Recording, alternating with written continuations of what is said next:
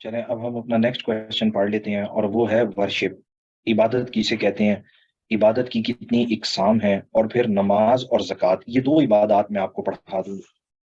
تو سب سے پہلے ہم پڑھتے ہیں ورشپ، عبادت کسے کہتے ہیں. آپ لوگوں نے یہ لفظ اکثر سنا ہوگا، ورشپ یا عبادت. آپ میں سے کسی کو معلوم ہے عبادت کسے کہا جاتا ہے؟ ورشپ یا عبادت کسے کہتے ہیں؟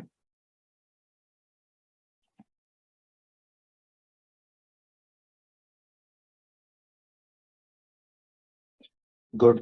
جھکنا اور subjugation in front of Allah. Very good Aiman. اور جب ہم ورڈ عبادہ کے بارے میں پڑھتے ہیں، عبادہ عربی زبان کے لفظ عبد سے بنایا گیا. عبادہ عربی زبان کے لفظ عبد سے بنایا گیا، اور عبد کا لفظی معنی ہوتا ہے بندہ. عارف، عبد کا لفظی معنی کیا ہوتا ہے؟ بندہ. آپ نے دیکھا ہے کہ ہم اللہ کے نام کے ساتھ عبد لکھ کے اپنا نام بھی بنا لیتے ہیں، جیسے عبداللہ، جیسے عبد الرحمان، ہے نا ایسے. تو اگر عبد کا معنی ہے بندہ، تو عبادت کا معنی ہے بندگی اختیار کرنا. عبادت کا معنی ہے بندگی اختیار کرنا، اطاعت کرنا. اور جب ہم اس کا اصطلاحی معنی دیکھتے ہیں، تو عبادت کا اصطلاحی معنی ہوتا ہے خدا کے احکامات پر عمل کرنا. خدا کے احکامات پر عمل کرنا. انگلش میں جب ہم دیکھتے ہیں کہ وٹ از ورشپ، تو پتا چلتا ہے کہ worship is an old English word. Worship is an old English word. اور ورشپ کا لفظی معنی ہوتا ہے to show honour, to show honour, یا ٹو پریز، یا پھر ٹو فالو، ٹو پریز یا پھر ٹو فالو. عزت کرنا، تعریف کرنا، یا احکامات پر عمل کرنا ورشپ کہلاتا. ایون کہ جو ایم سی کیوز میں بھی ساتھ ہم سے پوچھا جاتا ہے نا کہ ورشپ کا معنی کیا ہے، تو ورشپ کا معنی ہوتا ہے تعریف کرنا. جیسے ہم قرآن پاک پڑھتے ہیں، کہاں سے سٹارٹ ہوتا ہے قرآن پاک؟ الحمد سے، کہ تمام تعریفیں اللہ کے لیے ہیں. ایسے ہے نا. اچھا، سملرلی ہم نماز پڑھتے ہیں، نماز کہاں سے سٹارٹ ہوتی ہے؟ سبحان اللہ سے، کہ تمام پاکی اور بزرگی اللہ کی ذات کے لیے ہے. تو عدنان، آپ کو سمجھ آئی کہ ورشپ کا لفظی معنی کیا ہے؟ To show honour, to praise اور ٹو فالو. جب ہم اس کا کنٹیکسچوئل میننگ دیکھتے ہیں کہ اصطلاح میں اس سے کیا مراد ہے، تو اس کا کنٹیکسچوئل معنی ہوتا ہے to show honour, to praise اور ٹو فالو. اس کا اصطلاحی معنی ہے to follow the commandments, to follow the commandments of deity اور گاڈ از کالڈ ورشپ. دیوتا یا خدا کے احکامات پر عمل کرنا ورشپ کہلاتا ہے. نہیں تو دنیا میں تو ہر انسان دوسرے کو فالو کر رہا ہے. ایسے ہے نا رباب، جیسے ایک سب آرڈینیٹ ہے تو وہ اپنے باس کو فالو کر رہا ہے، ایک اسٹوڈنٹ ہے تو وہ اپنے ٹیچر کو فالو کر رہا ہے، ایک سن ہے تو وہ اپنے فادر کو فالو کر رہا ہے. تو اسی لیے کہا گیا کہ بھئی اگر فالو ہی کرنا ہے تو دیوتا یا خدا کے احکامات پر عمل کیا جائے، اسے فالو کیا جائے. اب آپ کو لفظی اور اصطلاحی معنی سمجھ آیا؟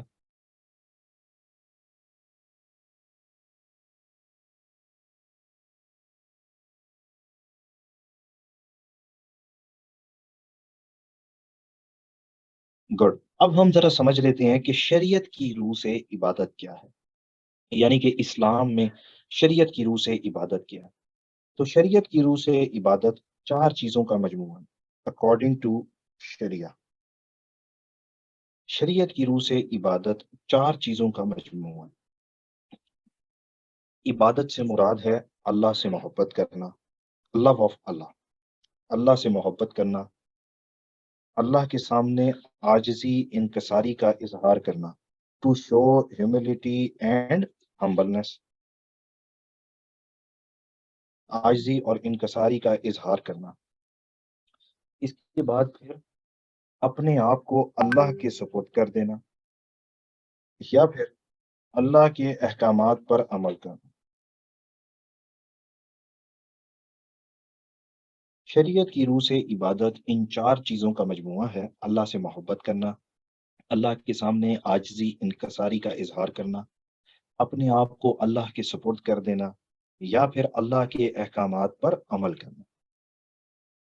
تو آپ میں سے کوئی بتائے گا کہ اللہ سے محبت کرنا عبادت ہے، بھلا کیسے؟ Love of Allah is called worship in Islam. کوئی ایگزامپل دے سکتے ہیں کہ اللہ سے محبت کیسے عبادت ہے بھلا؟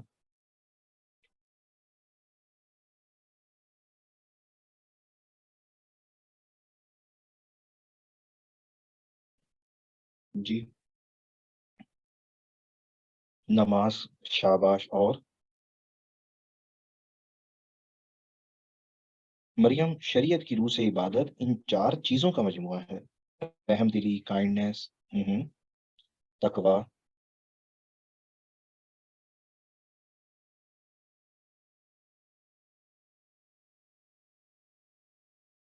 دیکھیں، ہم نماز پڑھتے ہیں نا، یہ کوئی اللہ سے محبت کا اظہار نہیں، یہ تو فرض ہے.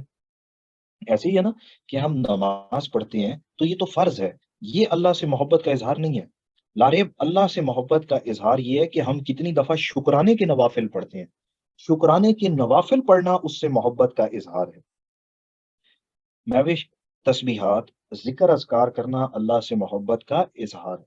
قرآن پاک میں ہم پڑھتے ہیں نا، فض قرونی اسکرکم. اللہ کہتے ہیں کہ تم مجھے یاد کرو، میں تمہیں یاد کروں گا. تسبیح کرنا، شکرانے کے نوافل پڑھنا، ذکر اذکار کرنا، یہ اس سے محبت کا اظہار ہے.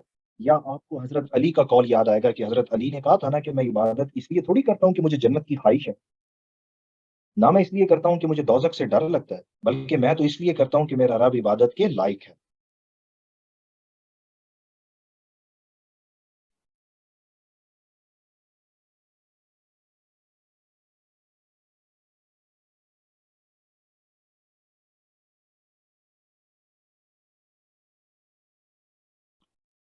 اللہ سے محبت کرنا عبادت ہے. سیکنڈ نمبر پہ اللہ کے سامنے عاجزی انکساری کا اظہار کرنا، یہ بھی عبادت ہے. تکبر کرنا شرک ہے، کل ہی میں نے آپ کو پڑھا. تکبر کرنا شرک ہے نا. تو شہید، اگر تکبر کرنا شرک ہے تو یار عاجزی اور انکساری اختیار کرنا عبادت بھی ہے. اور ہماری عاجزی انکساری کی بہترین مینیفیسٹیشن کیا ہے؟ ہماری نماز. کہ ہم ہاتھ باندھ کے اللہ کے سامنے کھڑے ہو جاتے ہیں اور کہتے ہیں کہ ایا کا نعبد و ایا کا نستعین. ہے نا ایسے؟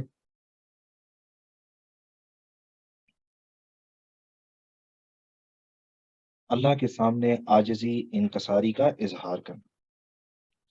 تیسرے نمبر پہ ٹو سرنڈر یور سیلف، اپنے آپ کو اللہ کے سپرد کر دینا بھی عبادت ہے.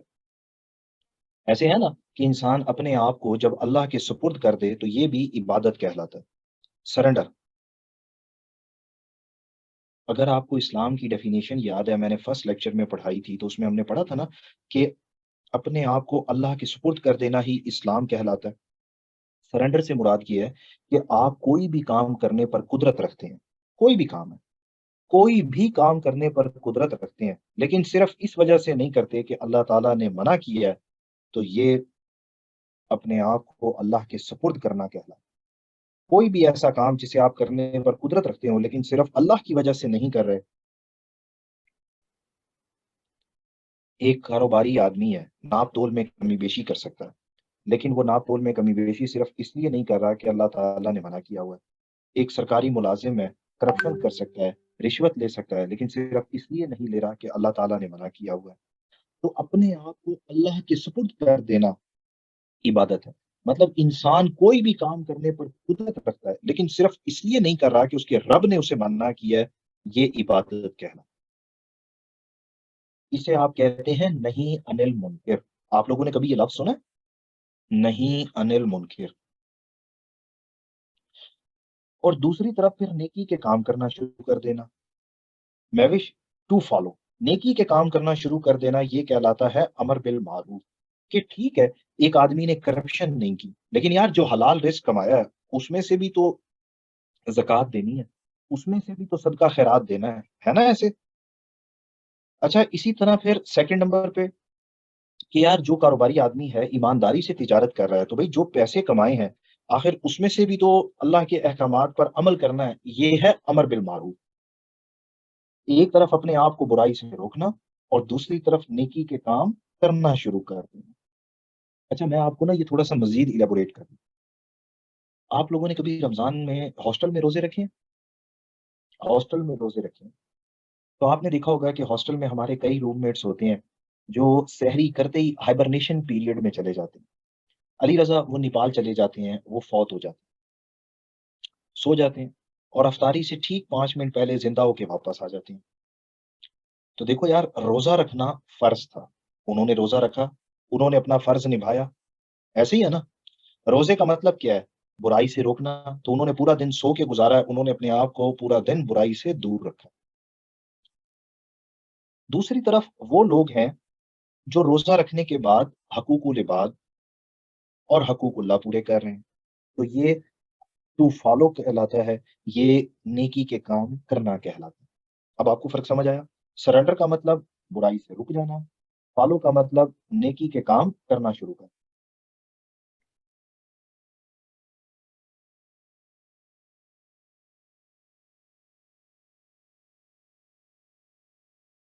شریعت کی روح سے عبادت ان 4 چیزوں کا مجموعہ.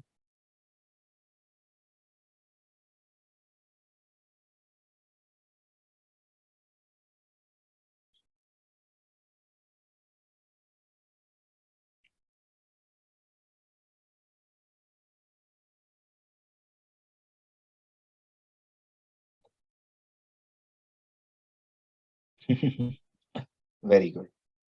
تو اب ہم پڑھ لیتے ہیں ٹائپس آف ورشپ، عبادت کی کتنی اقسام ہیں. اور پھر ٹائپس آف ورشپ پڑھنے کے بعد ہم نماز بریک کر لیں گے، تب تک اذان بھی ہو جائے گی.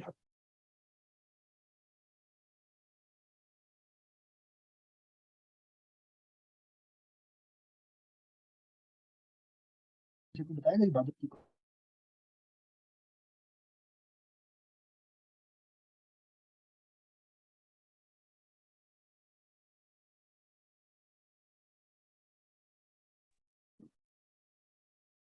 اور جی شیرل کو بھی پہلے گائڈ کر دیتے ہیں. شیرل مجھے بتائے کہ شیرل کا کیا کوشچن ہے.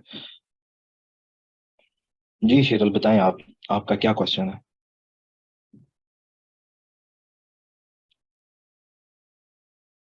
لو جی بس. کرن، اسے پنجابی میں کہتے ہیں مدئی سست گواہ چست.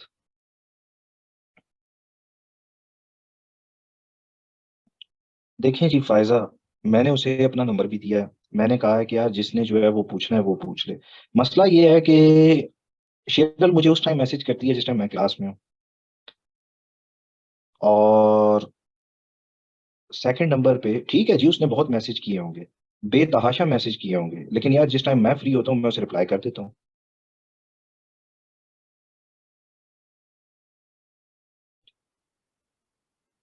اور بک جو ہے وہ میں نے آپ کی اسی لیے میڈم کو بھی بھیج دی تھی کہ یار اگر چلے میرے ساتھ نہیں کانٹیکٹ ہو رہا تو ایٹ لیسٹ وہ اسے بتا دے. ہاں نوا کی لے لیں ادران. رباب جو اسائنمنٹ میں کل چیک کر سکتا تھا وہ میں نے کل کر دیا، آج مجھے ٹائم ہی نہیں ملا. کیونکہ منڈے ہے آپ کو پتا ہے، پھر منڈے کو آفس بھی ہوتا ہے، پھر میری دوپہر کو 2:30 بجے بھی کلاس تھی. آج اب 6 بجے میری پھر آپ کے ساتھ کلاس ہے. تو اب جیسے ہی ٹائم ملتا ہے میں آپ لوگوں کو چیک کر دیتا ہوں. نو ورز.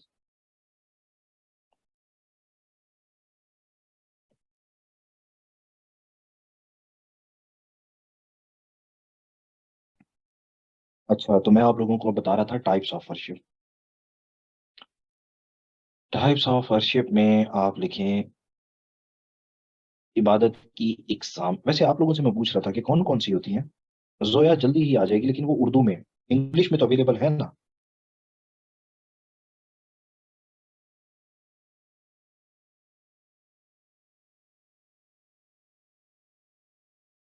کرن جس ٹائم میں فری تھا میں نے اسے رپلائی کیا ہے، اس ٹائم وہ فری نہیں تھی. تو جیسے ہی مجھے ٹائم ملے گا آئی ول ٹیکسٹ ہر. جی جی، آپ اردو میں رکھ لیں، نو ورز. میں نے اردو میں آپ کو بتایا ہی ہے کہ اسلامی نظریہ حیات سب سے اچھی بک ہے، وہ لے لیں. کرن یوزلی ویسے آپ کو پتا ہے نا کہ ٹیچر کے پاس کلاس کے بعد ہی ٹائم ہوتا ہے، تو کلاس کے بعد کیا جا سکتا ہے contact.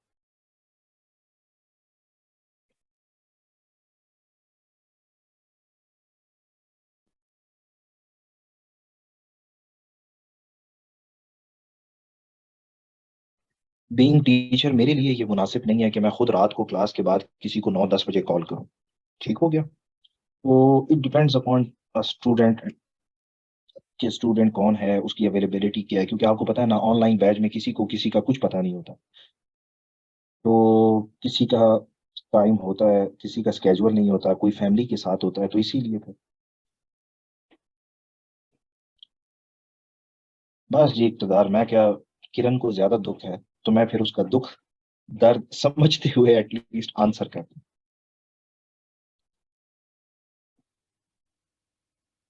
دیکھیں جی, بینگ ٹیچر میرے لیے تو ہر اسٹوڈنٹ ہی امپورٹنٹ ہے.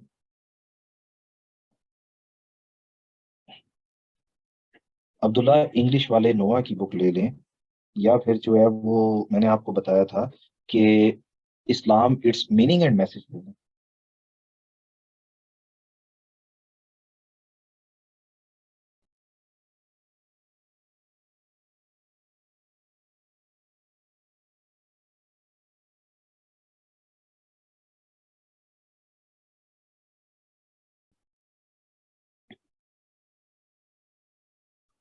ہوں, دیکھیں جی, بالکل ٹھیک ہے. اب ہم پڑھ لیتے ہیں ٹائپس آف ورشپ. کرن اٹس اوکے, نو وریز یار, آپ کہیں وہ کہے, میں تو کہتا ہوں جی ہر اسٹوڈنٹ کو بولنے کا حق ہے, اس کو خود جو ہے وہ اپنے کوشچنز کرنے چاہیے. اب نہیں کریں گے تو پھر کب کریں گے, نو وریز. میری طرف سے آپ سب کو اجازت ہے جی, میں نے تو پہلے کہا تھا میری کلاس میں آپ کے اوپر کوئی فتوا نہیں لگائے گا, تسی جو مرضی کرو. اب ہم پڑھ لیتے ہیں ٹائپس آف ورشپ, عبادت کی اقسام. تو اس میں سب سے پہلے نمبر پہ جو آتی ہیں وہ ہیں ہماری obligatory worships. سب سے پہلے نمبر پہ جو آتی ہیں نا آمنا, وہ ہیں obligatory worships. obligatory worships کہتے ہیں فرض عبادات کو. obligatory worships, فرض عبادات. یہ فرض عبادات جنہیں ہر وقت میں ضروری ہے, اور اگر ادا نہیں کریں گے تو گناہ ملے گا. جیسے فار ایگزامپل تحسین, obligatory worships میں کیا آتا ہے, کلمہ, نماز, روزہ, حج, زکوٰۃ. لیکن اس میں ایک چیز اور بھی یاد رکھنی ہے آپ نے, ہے جہاد. جہاد بھی ہر مسلمان کے اوپر فرض ہے. سمجھ آ گئی آپ لوگوں کو بات کی. obligatory worships میں جہاد بھی آتا ہے, اور جہاد بھی ہر مسلمان کے اوپر فرض ہے. اچھا, میں نے کہا ہے جہاد بھی ہر مسلمان کے اوپر فرض ہے. ماشاء اللہ, کرن کا کمنٹ پڑھنے کے بعد میرا دل کہہ رہا ہے کہ میں کہوں میوزک. میں کہتا ہوں ہر مسلمان پر فرض ہے, ایک کہتی ہے عورت پر نہیں. obligatory worships. اس کے بعد جو سیکنڈ ٹائپ ہے وہ ہے آپشنل. اور آپشنل کہتے ہیں نفلی عبادت کو. آپشنل ورشپ کہتے ہیں نفلی عبادت کو. جیسے فرض نماز میں جو فرض رکعات ہیں وہ obligatory ہیں, لیکن ہم جو سنت اور نوافل پڑھتے ہیں یہ آپشنل ہیں. رمضان کے روزے رکھنا فرض ہے, لیکن لوگ اس کے علاوہ بھی روزے رکھتے ہیں, یہ آپشنل ہے. اچھا, اسی طرح اگر کسی کے پاس دولت ہے تو زکوٰۃ دینا فرض ہے, لیکن کئی لوگ ہیں جو چیریٹی کر رہے ہوتے ہیں, صدقہ اور خیرات کر رہے ہوتے ہیں. کئی لوگ ڈیلی بیسس پہ بھی کرتے ہیں نا چیریٹی, تو یہ صدقہ اور خیرات کرنا آپشنل ہے. بات سمجھ آئی آپ کو کہ فریقہ زکوٰۃ دینا فرض ہے اور صدقہ خیرات کرنا نفلی عبادت ہے. اس کے بعد پھر اگر کسی کے پاس دولت ہے تو یار زندگی میں ایک مرتبہ حج کرنا فرض ہے, لیکن کئی لوگ ہر سال حج اور عمرہ کر رہے ہوتے ہیں, تو ہر سال حج اور عمرہ کرنا آپشنل ہے. چلیں یار, ایسے آپ لوگ نماز بریک کریں, ہم نماز کے بعد پھر کنٹینیو کریں. آپ لوگ نماز پڑھ لیں, میں بھی نماز پڑھ لوں, ہم نماز کے بعد کنٹینیو کریں. جی نماز پڑھ کے شروع کریں. ہاں دیکھا, اب کتنی جلدی آواز آئی ہے. پڑھا رہا تھا تو وائس ایشو تھا. اب دیکھیں میں نے کہا بریک کر لیں, نماز بریک کر لیں, تو اوکے اوکے, کتنے منٹ کی, کتنی دیر کی, دیکھو اب سب کی آواز کلیئر ہے. ٹھیک ہے, نماز پڑھ کے 10 منٹ میں شروع کر لیتے ہیں. میں آپ کو بتا رہا تھا کہ عبادت کی پہلی جو ٹائپ ہے وہ ہے obligatory worship, فرض عبادت. اور فرض عبادت وہ ہے جو ہر مسلمان کے ذمہ ہے کہ ہر حالت میں ادا کرے, نہیں تو گناہ ملے گا. دوسری ہے آپشنل ورشپس. آپشنل ورشپس کہتے ہیں نفلی عبادت کو, جیسے نماز کے اندر نفل ہے, سنت ہے, سملرلی ہم صدقہ اور خیرات کرتے ہیں، یہ ساری ہماری نفلی عبادات ہیں۔ اچھا، اس کے علاوہ بھی اسلام میں ایک اور بڑی عبادت ہے، اور وہ ہے غور و فکر کرنا۔ اسلام میں غور و فکر کرنا بھی عبادت ہے، pondering is called worship. Aiman اسلام میں غور و فکر کرنا بھی عبادت ہے۔ کہتے ہیں نا، نبی کریم غار ہرا میں جا کے عبادت کرتے تھے، تو یار کون سی عبادت کرتے تھے جب تک اسلام آیا ہی نہیں تھا؟ تو ہولی پروفٹ غور و فکر کرتے تھے۔ اسلام میں غور و فکر کرنا بھی عبادت ہے، جیسے نبی کریم غور و فکر کرتے تھے کہ کائنات کو کس نے بنایا ہے۔ اسی طرح پھر انسان اپنے اوپر بھی غور و فکر کرتا ہے کہ میں اپنے آپ کو برائی سے روک لوں۔ انسان غور و فکر کرتا ہے نا، جیسے حضرت ابراہیم، سلیمان، حضرت ابراہیم کی بستی والوں نے بتایا کہ جی یہ جو سورج ہے یہ خدا ہے، انہوں نے کہا یہ تو غروب ہو گیا ہے۔ پھر اسی طرح انہوں نے کہا چاند خدا ہے، تو انہوں نے کہا یہ بھی غروب ہو گیا ہے۔ سلیمان، حضرت ابراہیم نے کہا کہ یہ خدا کیسے ہو سکتے ہیں جو خود غروب ہو رہے ہیں؟ اللہ بھی کہتے ہیں نا قرآن میں کہ دن اور رات کے بدلنے میں عقل والوں کے لیے نشانی ہے۔ آپ لوگوں کو بات سمجھ آئی کہ اسلام میں پھر غور و فکر کرنا بھی عبادت ہے۔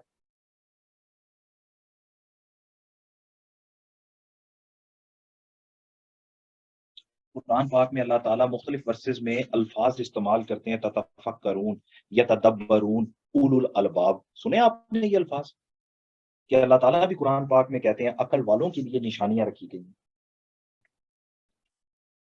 اسلام میں غور و فکر کرنا بھی عبادت ہے، اسی کے ساتھ ہی پھر علم حاصل کرنا بھی عبادت ہے۔ To get education is called worship in Islam. اسلام میں علم حاصل کرنا بھی عبادت ہے، ایسے ہے نا، جیسے نبی کریم کی حدیث ہے کہ seeking knowledge is obligatory for every Muslim man and woman. علم حاصل کرنا ہر مسلمان مرد اور عورت پر فرض ہے۔ اسلام میں علم حاصل کرنا بھی عبادت ہے۔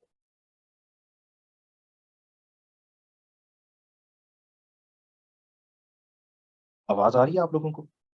To get education is called worship in اسلام۔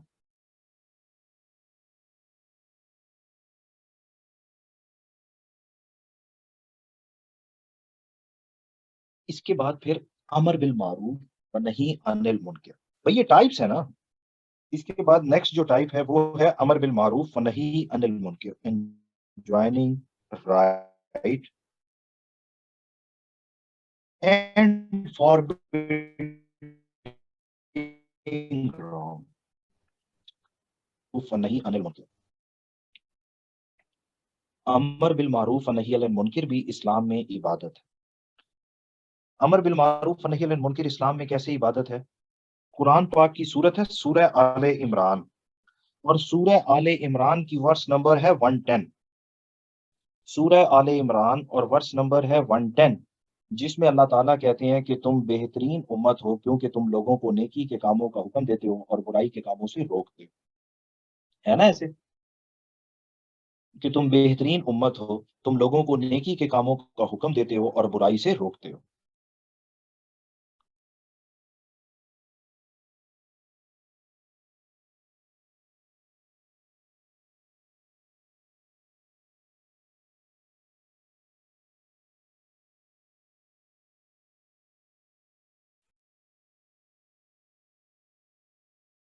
یہاں تک سمجھ آئی آپ کو؟ مریم، نیکی کے کاموں کا حکم دینا اور برائی سے روکنا۔ اچھا، اس کی اگزامپل کیا ہے؟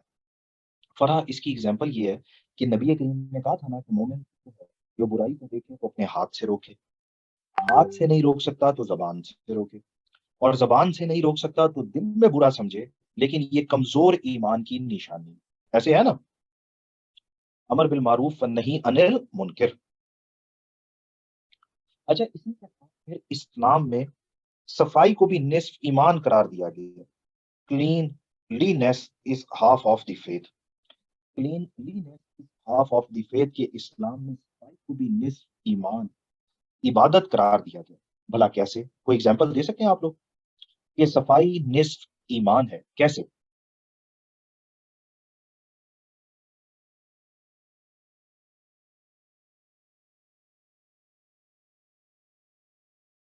شاباش۔ سب سے پہلے اس میں ہم مینشن کر دیں گے کہ ایبولوشن پیوریفائز دا باڈی۔ وضو ہمارے جسم کو پاک صاف کرتا ہے. ایمن ایبلوشنز پیوریفائز دا باڈی، کہ وضو ہمارے جسم کو پاک صاف کرتا ہے. دین پریئر پیوریفائز دا سول، نماز ہماری روح کو پاک صاف کرتی ہے. نماز روح کو پاک صاف کرتی ہے. دین فاسٹنگ پیوریفائز دا تھاٹس، کہ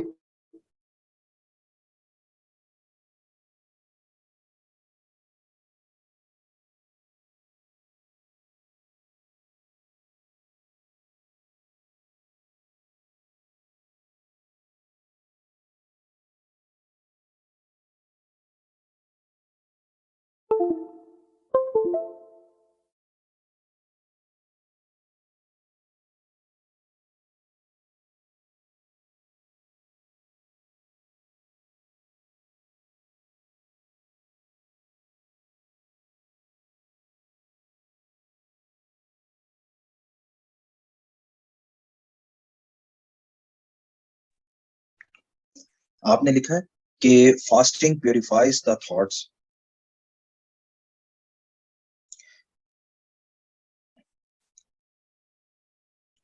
ablutions purifies the body, prayer purifies the soul, and fasting purifies the thoughts. اور یہ حقیقت ہے کہ جو فاسٹنگ ہے وہ ہمارے خیالات کو پاک صاف کر دیتی ہے. ایسی ہے نا کہ انسان پھر برا سوچتا بھی نہیں ہے. اس کے بعد پھر آپ لکھیں کہ حج پیوریفائز دا ہول لائف، کہ حج ہماری پوری زندگی کو پاک صاف کر دیتا ہے. نبی کریم کی حدیث بھی ہے نا کہ حج کرنے کے بعد انسان ایسے پاک صاف ہو جاتا ہے جیسے اس کی ماں نے اسے ابھی پیدا کیا. اور ابھی آپ نے اوپر لکھا ہے امر بالمعروف و نہی عن المنکر، جب انسان اس کے اوپر عمل کرتا ہے تو اس سے اس کی پوری سوسائٹی پاک صاف ہو جاتی ہے. اسی لیے کہا گیا ہے کہ صفائی نصف ایمان ہے، کہ پھر جسم کی صفائی سے لے کر روح کی صفائی تک، اور روح کی صفائی سے لے کر معاشرے کی صفائی تک، ہر معاملے میں اسلام برائی کا خاتمہ کرتا ہے، اسے عبادت قرار دیتا ہے. سمجھ آئی آپ کو؟ اب اس میں کوئی کوشچن ہو؟ اچھا دیکھیں 20 مارکس کا کوشچن آئے تو اسی کے اوپر ہم فردر سب ہیڈنگز بنا دیں گے، اور اگر جو ہے وہ ٹائپس پوچھے صرف تو ہم پھر ان کو پوائنٹ وائز مینشن کر دیں گے. زکوٰۃ مال و دولت کی صفائی کا نام ہے نا. Very good Haider.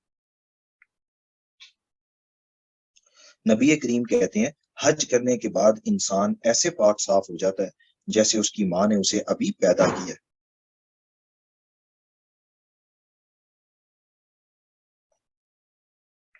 اقتدار یہاں تک بات کی سمجھ آئی؟ اب ہم پڑھ لیتے ہیں پریئر، نماز یا صلاح. نماز کسے کہتے ہیں؟ پریئر، صلاح، نماز کسے کہتے ہیں؟ آپ میں سے کوئی بتائے گا کہ نماز کا کیا معنی ہے؟ نماز کا کیا معنی ہے؟ جی ٹائپس آف پریئر اب ختم ہو گیا ہے. میں آپ کو ڈیٹیل میں پڑھانے لگا ہوں کہ پریئر کیا ہے، پریئر کا معنی کیا ہے، اور اس کے امپیکٹس کیا ہیں. شاباش. تو پریئر کا معنی کیا ہے؟ ورشپ، بندگی، مانگنا. Very good Hadiqa.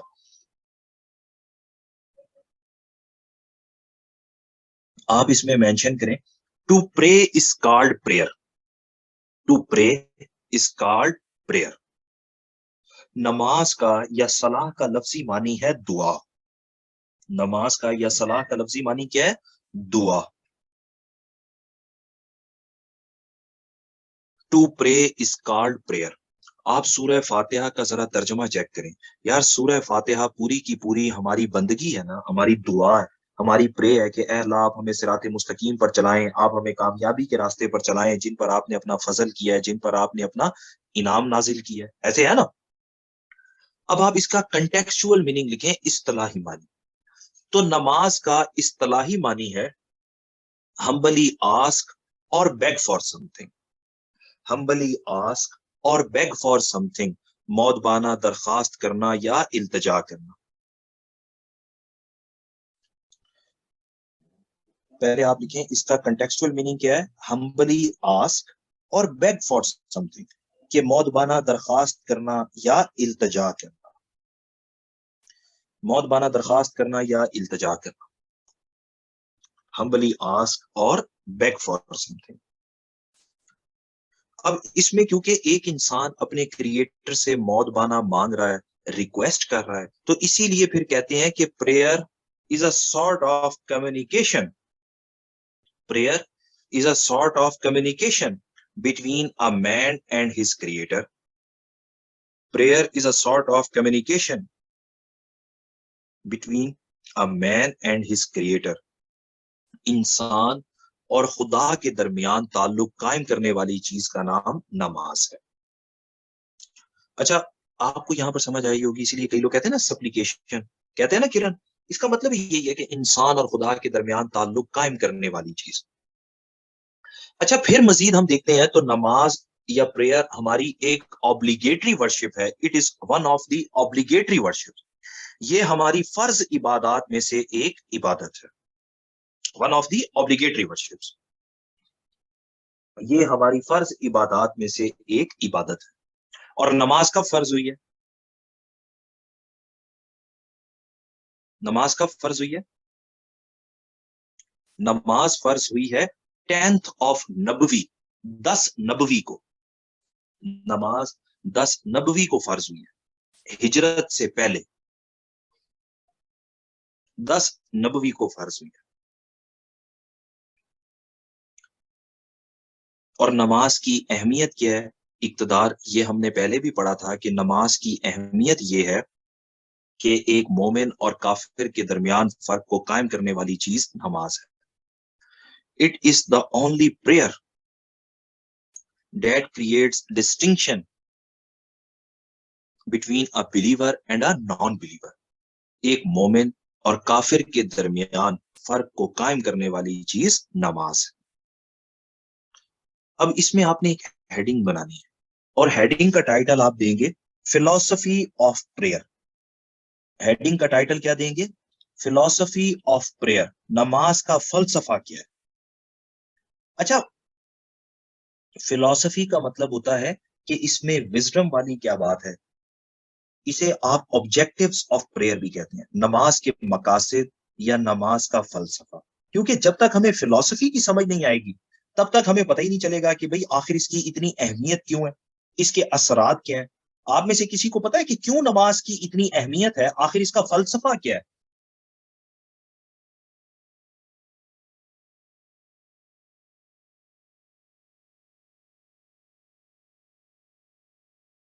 آپ میں سے کوئی بتائے گا کہ نماز کا فلسفہ کیا ہے, اس کے آبجیکٹیوز کیا ہیں؟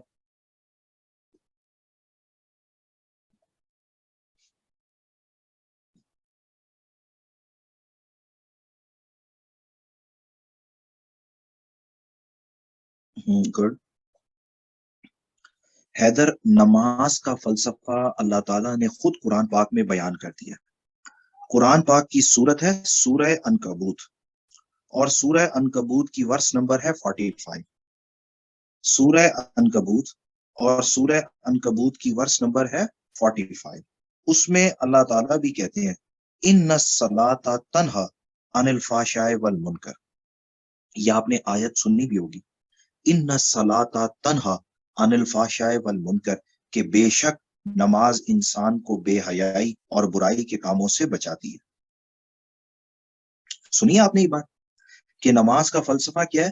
اللہ تعالیٰ خود قرآن میں بیان کر رہے ہیں کہ بے شک نماز انسان کو بے حیائی اور برائی کے کاموں سے بچاتی ہے. انگلش میں ہم کہتے ہیں indeed prayer prohibits immorality of character and wrongdoing. Indeed prayer prohibits immorality of character and wrongdoing. Indeed prayer prohibits immorality of character and wrongdoing, کہ بے شک نماز انسان کو بے حیائی اور برائی کے کاموں سے بچاتی ہے. اب یہاں پر ان دونوں چیزوں کو سمجھنا بہت ضروری ہے کہ بے حیائی کسے کہتے ہیں اور برائی کسے کہتے ہیں. تو آپ میں سے کوئی بتائے گا کہ بے حیائی کسے کہتے ہیں؟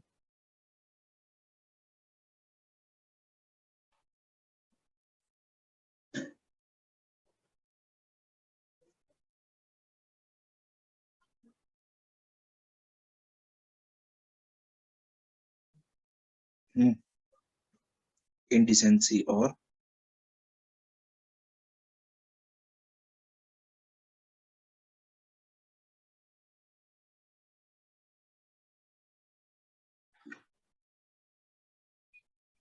دیکھیں، بے حیائی سے مراد تمام وہ کام ہیں جنہیں اسلام امورل قرار دیتا ہے.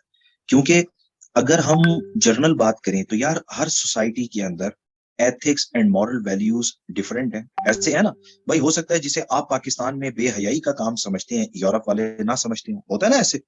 تو بے حیائی سے مراد کیا ہے؟ تمام ایسے کام جنہیں اسلام امورل قرار دیتا ہے، جنہیں اسلام کہتا ہے کہ یہ بے حیائی کے کام ہے. اب وہ بے حیائی کے کام کون کون سے ہیں؟ شاباش. ایک تو پردے کا کنسیپٹ ہے جو آپ لوگوں نے بتایا کہ اللہ تعالیٰ ہمیں پردہ کرنے کا حکم دیتے ہیں، اگر ہم اپنے لباس کی پابندی کو مینٹین نہیں رکھتے، یہ بے حیائی ہے.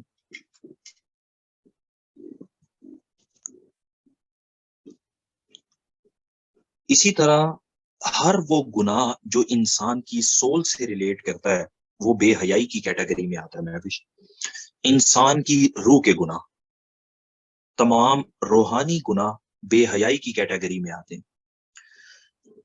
فار ایگزامپل بے حیائی میں کیا چیز آتی ہے؟ حسد کرنا، تکبر کرنا، ہے نا، انسان کی روح کے گناہ. اسی طرح لوگ ہوتے ہیں دوسروں کے سامنے بہت اچھا بنے ہوئے ہوتے ہیں، لیکن پیٹھ پیچھے جو ہے وہ ناپ تول میں کمی بیشی کر لیتے ہیں، چوری بھی کر لیتے ہیں. تو وہ تمام گناہ. سمجھ آئیے آپ کو کہ بے حیائی سے مراد کیا ہے؟ انسان کی روح کے گناہ. تو پھر برائی سے مراد کیا ہے؟ برائی سے مراد ہے باڈی کے گناہ. برائی سے مراد کیا ہے؟ باڈی کے گناہ، جسمانی گناہ. عدنان، جسمانی گناہ کون کون سے ہوتے ہیں جو انسان کا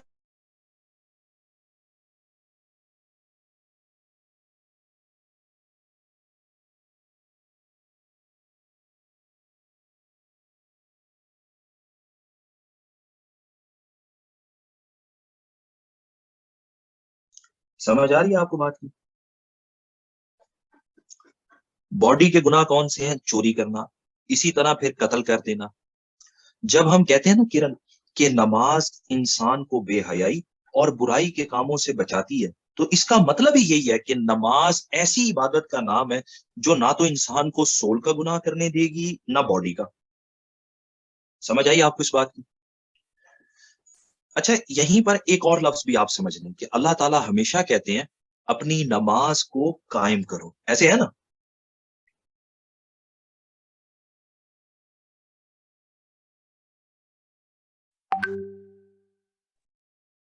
اللہ تعالیٰ ہمیشہ کہتے ہیں اپنی نماز کو قائم کرو.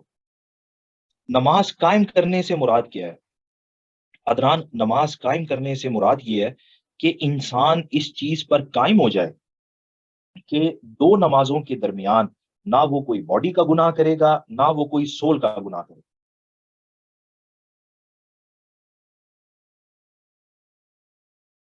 کہتے ہیں نا کہ اللہ تعالیٰ نے ہمیشہ کہا ہے کہ نماز کو قائم کرو. ہمارے ہاں لوگ سمجھتے ہیں کہ جی بس 2 دن لگاتار نماز پڑھ لی تو نماز قائم ہو گئی. لیکن اصل نماز قائم کرنے سے مراد کیا ہے؟ کہ انسان دو نمازوں کے درمیان اس چیز پر قائم ہو جائے کہ نہ وہ کوئی باڈی کا گناہ کرے گا نہ وہ کوئی سول کا گناہ کرے گا.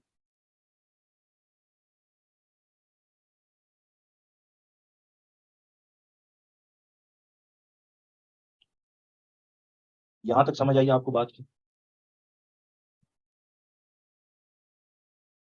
اچھا، اسی طرح ایک اور ٹرم بھی استعمال کی جاتی ہے کہ کہتے ہیں نماز میں خشوع و خضوع ہونا چاہیے. کہتے ہیں نا دنان کہ نماز میں خشوع و خضوع ہونا چاہیے. There must be sincerity in prayer. کہ نماز میں خشوع و خضوع ہونا چاہیے. تو عدنان، اب وہ سنسیریٹی، وہ خشوع و خضوع کیسے آتا ہے؟ کہ انسان جو ہے وہ سنسیئر ہو کر اپنے آپ کو برائی اور بے حیائی کے کاموں سے روکنے کی کوشش کرے. یہاں تک آپ لوگوں کو سمجھ آ گیا کہ نماز کا فلسفہ کیا ہے، اس کا مقصد کیا ہے، کیوں اللہ تعالیٰ نے اسے اتنی ایک اہم عبادت قرار دیا. یہاں تک اگر آپ کو سمجھ آ گئی ہے تو اب آپ نے اس میں ایک چیز ایڈ کر لینی ہے، اور وہ ہے نماز کے حوالے سے کوئی سی بھی 5 آیات۔ آپ نے نماز کی اہمیت کو بیان کرنے کے لیے کوئی سی بھی 5 آیات اس میں ایڈ کر دینی ہے۔ کوشش کریں کہ وہ آیات شامل کریں جس میں نماز کے ساتھ ساتھ زکوٰۃ کا بھی ذکر ہو۔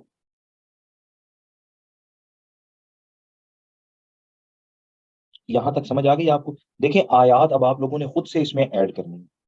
اب میں آپ کو پڑھا دیتا ہوں امپیکٹس آف پریئر، نماز کے اثرات کیا ہیں۔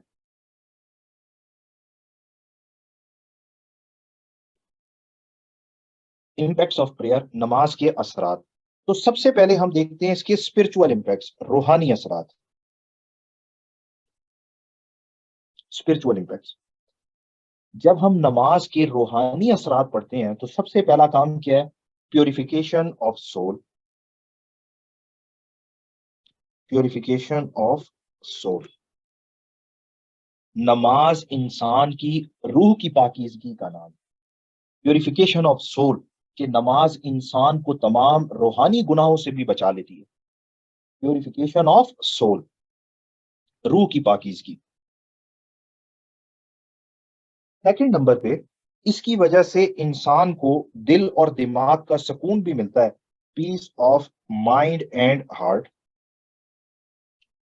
پیس آف مائنڈ اینڈ ہارٹ، دل اور دماغ کا سکون۔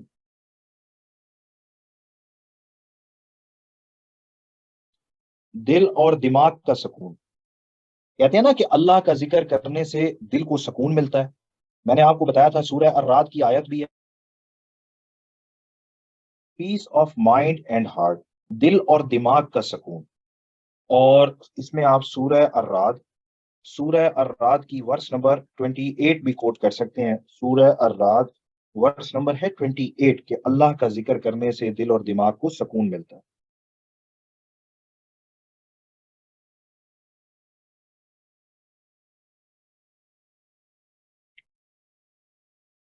اس کے بعد پھر تیسرے نمبر پر نماز کی وجہ سے ہمیں لیسن آف پیشنس، صبر کرنے کا لیسن بھی ملتا ہے، صبر کرنے کا درس بھی ملتا ہے، ایسے ہے نا؟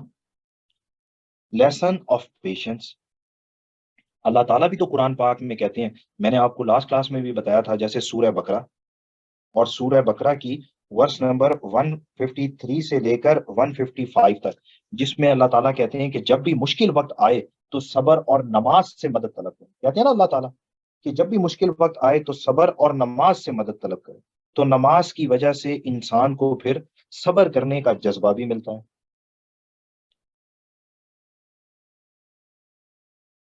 اینڈ لاسٹ میں پھر ہم کہتے ہیں کہ نماز کی وجہ سے کلوزنس ٹو اللہ،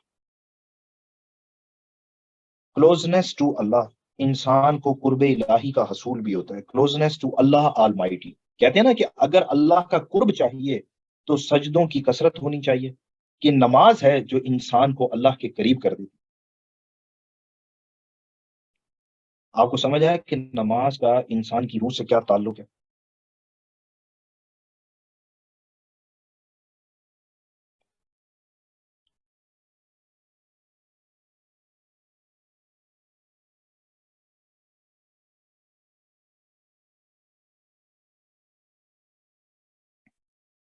اب ہم دیکھ لیتے ہیں مورل امپیکٹس، کہ نماز کا کیا اخلاقی اثر ہے، مورل امپیکٹس۔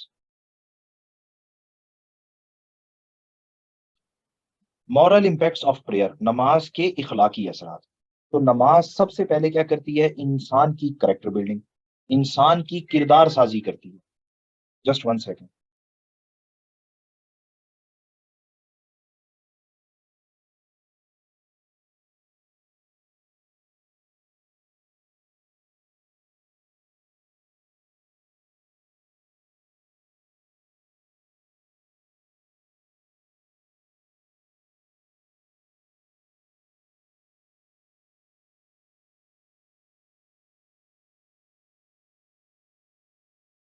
جی، مورل امپیکٹس میں پھر ہم سب سے پہلے دیکھتے ہیں کہ نماز انسان کی کریکٹر بلڈنگ کرتی ہے، جسے ہم کہتے ہیں کردار سازی، کریکٹر بلڈنگ۔ کریکٹر بلڈنگ کہتے ہیں کردار سازی کو، character building of a person. نماز انسان کی کردار سازی بھی کرتی ہے۔ دیکھیں نا، یہ ایسی عبادت کا نام ہے جو انسان کو نہ تو باڈی کا گناہ کرنے دیتی ہے، نہ سول کا۔ اچھا، کریکٹر بلڈنگ کے بعد پھر نماز انسان کو اس کی ذمہ داریوں کا احساس بھی دلاتی ہے. Sense of obbligations، sense of obligations، ذمہ داریوں کا احساس دلانا.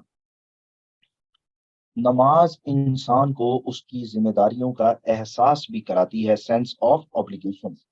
آپ نے زندگی میں کئی لوگوں کو دیکھا ہوگا کہ وہ کوئی بھی کام کر رہے ہو نا تو فوراً رک کے کہتے ہیں کہ نہیں جی نماز پڑھنی ہے، یہ فرض ہے. ایسے ہے نا کہ کوئی بھی کام کر رہے ہو تو فوراً رک کے کہیں گے کہ نہیں جی نماز پڑھنی ہے، یہ فرض ہے. تو یار اگر نماز پڑھنی ہے اور یہ فرض ہے تو حقوق العباد بھی فرض ہیں، اور حقوق العباد ہر حال میں ادا کرنا ضروری ہے. ایسے ہے نا کہ حقوق العباد ہر حال میں ادا کرنا ضروری ہے. اس کے بعد پھر نماز کی وجہ سے انسان کے اندر ہیوملٹی اینڈ ہمبلنس، عاجزی اور انکساری بھی آتی ہے. ہیوملٹی اینڈ ہمبلنس، عاجزی اور انکساری، کہ انسان کے اندر جو دولت کی وجہ سے، انسان کے اندر جو اپنی کاسٹ کی وجہ سے تکبر ہوتا ہے، اس کا خاتمہ ہو جائے. نماز عاجزی اور انکساری کا درس دیتی ہے. اس کے بعد پھر ہم دیکھتے ہیں تو نماز جو ہے وہ انسان کو پابندی وقت، پنکچویلٹی آف ٹائم بھی سکھاتی ہے. پنکچویلٹی، پابندی وقت. نماز انسان کو پابندی وقت بھی سکھاتی ہے، پنکچویلٹی آف ٹائم. اب جب ہم بات کرتے ہیں پابندی وقت کی، پنکچویلٹی آف ٹائم کی، تو اللہ تعالیٰ بھی یہ بات قرآن پاک میں کہتے ہیں نا. سورہ نساء ورس نمبر ہے 103، کہ بے شک نماز کو مقررہ وقت پر ادا کرنا ضروری. تو بشرا آپ کو خود سمجھ آ جائے گی کہ لوگ نماز پڑھ رہے ہیں یا ایکسرسائز کر رہے ہیں. دیکھیں نا، سمپل سا کرائٹیریا ہے کہ یہیں سے سمجھ آ جاتی ہے کہ لوگ نماز پڑھ رہے ہیں یا صرف ایکسرسائز کر رہے ہیں.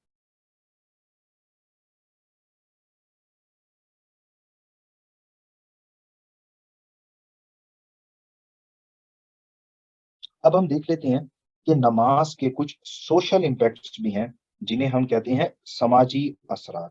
سوشل امپیکٹس، نماز کے سماجی اثرات، سوشل امپیکٹس.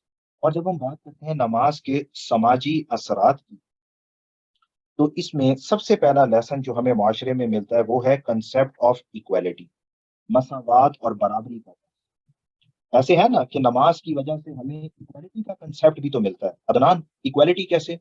کہ تمام لوگ اللہ کی نظر میں برابر ہیں.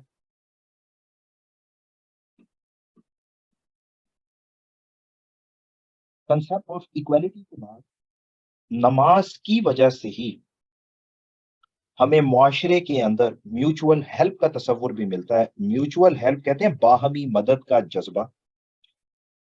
عائشہ، باہمی مدد کا جذبہ ہمیں ملتا ہے نماز کی وجہ سے.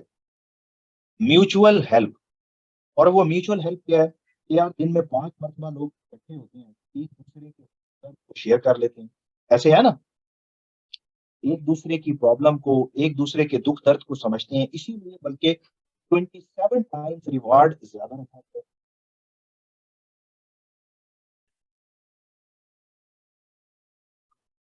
آواز آ رہی ہے میری؟ میں آپ کو بتا رہا ہوں میوچول ہیلپ، باہمی مدد کا جذبہ. میوچول ہیلپ، باہمی مدد کا جذبہ.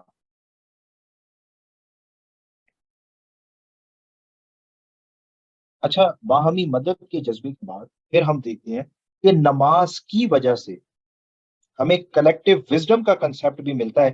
کلیکٹیو وزڈم کہتے ہیں اجتماعی ذہانت کو، اجتماعی شعور کو. کلیکٹیو وزڈم، کلیکٹیو وزڈم کہتے ہیں اجتماعی شعور کو، اجتماعی ذہانت کو، کہ سوشل ایشوز کو اگر حل کرنا ہے تو مسجد اس کا بہترین فورم ہے. سوشل ایشوز کو حل کرنے کے لیے مسجد بہترین فورم ہے. 7 سال کے بچے سے لے کے 70 سال کے بزرگ تک سب لوگ مسجد میں موجود ہیں. تو وہ بیسٹ فورم ہے نا جہاں پہ مسائل کو حل کیا جا سکے. آج کہتے ہیں ٹرکی میں اور گلف اسٹیٹ میں، ٹرکی میں اور گلف اسٹیٹ میں سرکاری خطبہ دیا جاتا ہے. ایسے ہے نا کہ ٹرکی اور گلف اسٹیٹس میں سرکاری خطبہ دیا جاتا ہے. تو یار یہ ریاست کا کام ہے کہ نیریٹو بلڈنگ کرے. نیریٹو بلڈنگ کہتے ہیں کہ पूरी कौम को एक पेज पर लेके आना। अनफॉर्चुनेटली हमारे यहाँ आप देखें कि 90% जो फिरका वारियत के मसाइल हैं वो मेंबर के गलत इस्तेमाल की वजह से है ना। अब अगर सरकारी खुतबा दिया जाए तो तमाम लोग एक पेज पर इकट्ठे हो जाएं। और लास्ट में आप लिखें कि मस्जिद जो है वो एक कम्युनिटी सेंटर के तौर पे काम करती है। Mask works as community centre. Mask works as community centre, कि मस्जिद एक समाजी मरकज के तौर पे काम करती है। Mask works as community centre, मस्जिद बतौर समाजी मरकज। कम्युनिटी सेंटर का क्या मतलब होता है? समाजी मरकज। यूरोप के अंदर इंडिविजुअलिज्म का कंसेप्ट था। पता चला कि माशरा डाउनफॉल का शिकार हो गया, कि कोई किसी के बारे में जानता ही नहीं है, किसी को किसी के बारे में पता ही नहीं है। उन्होंने फिर, आप जानते हैं कि सोशल क्लब्स का कंसेप्ट इंट्रोड्यूस करा, है ना, सोशल क्लब्स का कंसेप्ट। हमारे यहाँ भी तमाम बड़ी हाउसिंग सोसाइटीज में अब एक मल्टीपर्पज हॉल बनाया जाता है। हमारे यहाँ भी तमाम बड़ी हाउसिंग सोसाइटीज में एक मल्टीपर्पज हॉल बनाया जाता है, ऐसे है ना। तमाम बड़ी हाउसिंग सोसाइटीज में एक मल्टीपर्पज हॉल बनाया जाता है। उसका मकसद क्या होता है? कि खुशी और गमी के मौके पर लोगों को इकट्ठा रखा जा सके। तो मस्जिद भी एक कम्युनिटी सेंटर के तौर पे काम करती है, कि निकाह का तस्वुर है तो मस्जिद में, कोई मर गया है नमाज जनाजा पढ़ना है तो मस्जिद में। इसीलिए कहते हैं कि मस्जिद एक ऐसा इंस्टीट्यूशन है जो पूरे माशरे को यूनाइट करता है। अब आप कर लेंगे ये क्वेश्चन।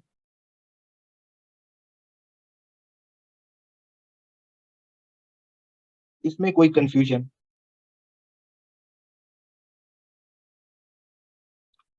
अब हम अपना नेक्स्ट टॉपिक लेते हैं, और नेक्स्ट टॉपिक है ज़कात। कि ज़कात किसे कहते हैं? म्यूचुअल हेल्प का मतलब ये है कि बाहमी मदद। और बाहमी मदद कैसे है? कि यार कहा है ना कि 5 मरतबा लोग इकट्ठे होते हैं, एक दूसरे के दुख दर्द को शेयर कर सकते हैं। बाहमी मदद का जज्बा।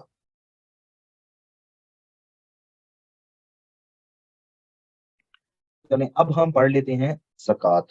ज़कात किसे कहते हैं? ज़कात का क्या मानी है? आप में से कोई बताएगा कि ज़कात का क्या मानी है? ज़कात किसे कहते हैं?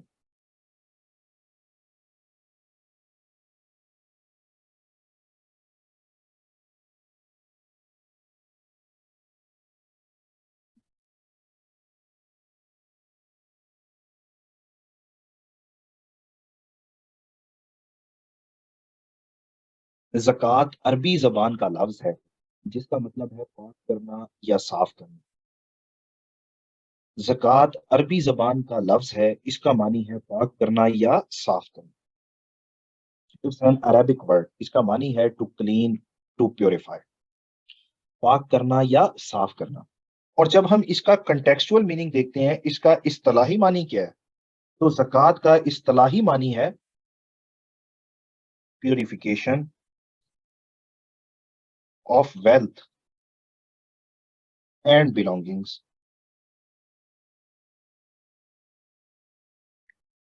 Purification of wealth and belongings is called zakat. Purification of wealth and belongings is called zakat. मौल दौलत की पाकीज़गी का नाम,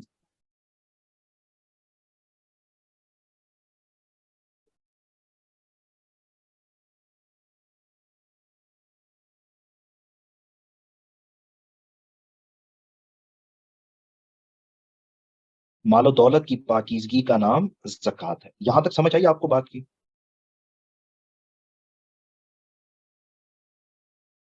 मालो दौलत की पाकीज़गी का नाम ज़कात है।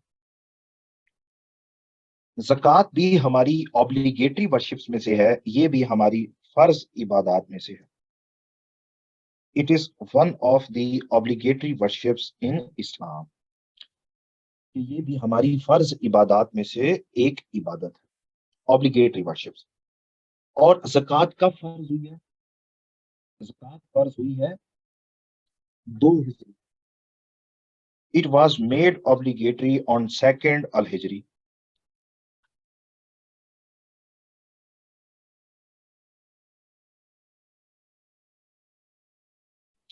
سیکنڈ الہجری، 2 ہجری کو فرض ہوئی ہے. یہاں تک سمجھ آئی آپ کو کہ زکوٰۃ 2 ہجری کو فرض ہوئی ہے. پھر ہم کہتے ہیں کہ زکوٰۃ اسلامی ریاست کے اندر ایک فرض عبادت ہے، اور اسلامی ریاست کے حکمران کو یہ حق دیا گیا ہے کہ وہ بائی فورس زکوٰۃ کلیکٹ کریں. زکوٰۃ can be collected by force. زکوٰۃ کو اسلامی ریاست کا حکمران فورسفلی بھی کلیکٹ کر سکتا ہے بائی فورس. زکوٰۃ کو بائی فورس بھی کلیکٹ کیا جا سکتا ہے. حضرت ابوبکر صدیق نے ان لوگوں کے خلاف بھی جہاد کیا تھا جو زکوٰۃ دینے سے انکار کر رہے تھے. ایسے ہے نا کہ حضرت ابوبکر صدیق نے ان لوگوں کے خلاف جہاد کیا تھا جو زکوٰۃ دینے سے انکار کر رہے تھے. اب ہم پڑھ لیتے ہیں کہ فلسفی آف زکوٰۃ کیا ہے. زکوٰۃ کا فلسفہ کیا ہے. وٹ از دا فلسفی آف زکوٰۃ. زکوٰۃ کا فلسفہ کیا ہے. حضرت ابوبکر صدیق نے ان لوگوں کے خلاف بھی جہاد کیا تھا جو زکوٰۃ دینے سے انکار کر رہے تھے. فائزہ سلیم، پہلے تو مجھے آپ اپنا بیچ بتائیں نا. آپ اس بیچ کی ہیں بھی صحیح، آپ تو 238 بیچ کی ہیں. تسی اتنے کی کر رہے ہو؟ اچھی صدقے تانوں نہ مار دئیے. تسی ساڈے بیچ اس کار کی رہے ہو؟ پہلے تو یہ دسو نا، تسی تو ہو غیر ملکی.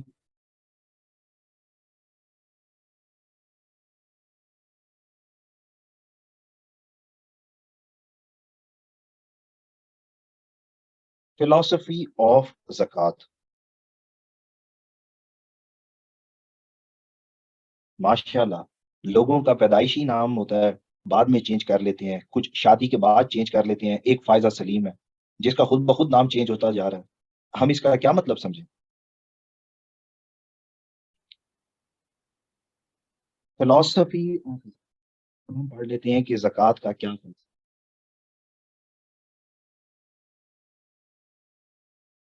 آپ میں سے کوئی بتائے گا کہ زکوٰۃ کا کیا فلسفہ، کیوں یہ ضروری ہے؟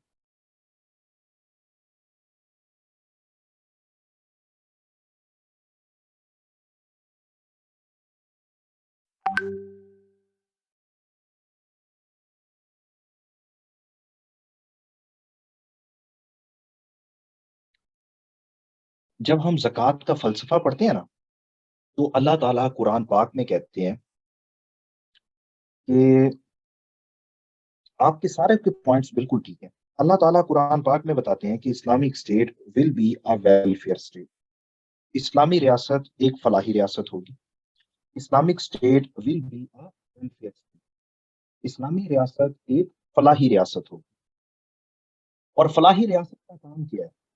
فلاحی ریاست کا کام ہے تمام لوگوں کو روٹی کپڑا مکان فراہم. ایسے ہے نا کہ فلاحی ریاست کا کام کیا ہے؟ تمام لوگوں کو روٹی کپڑا مکان فراہم کرنا. عدنان، اب اگر ویلفیئر اسٹیٹ کا کام تمام لوگوں کو بیسک نیسیسٹیز آف لائف فراہم کرنا ہے، تو اللہ تعالیٰ بھی کہتے ہیں کہ بھوک کی وجہ سے کوئی خودکشی نہیں کر سکتا. پڑھا ہے اپنے قرآن میں خودکشی حرام ہے. اچھا، ایون کہ سورہ بنی اسرائیل کے اللہ تعالیٰ کہتے ہیں کہ اپنی اولاد کو بھی مفلسی کے ڈر سے قتل نہ کرو.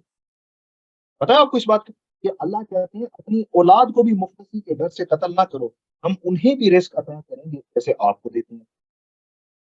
اب اگر اللہ تعالیٰ نے خودکشی کرنے سے روکا ہے، اولاد کو قتل کرنے سے روکا ہے، اور رزق کا وعدہ اللہ نے کیا ہے، تو وہ رزق کیسے آئے گا؟ حکمران کا کام ہے کہ وہ تمام لوگوں کو کھانا پروائے. حضرت عمر کا بھی کال تھا نا کہ دجلہ اور فرات کے کنارے اگر کوئی کتا بھی پیاسا مر جائے تو حکمران جواب دے ہوتا ہے.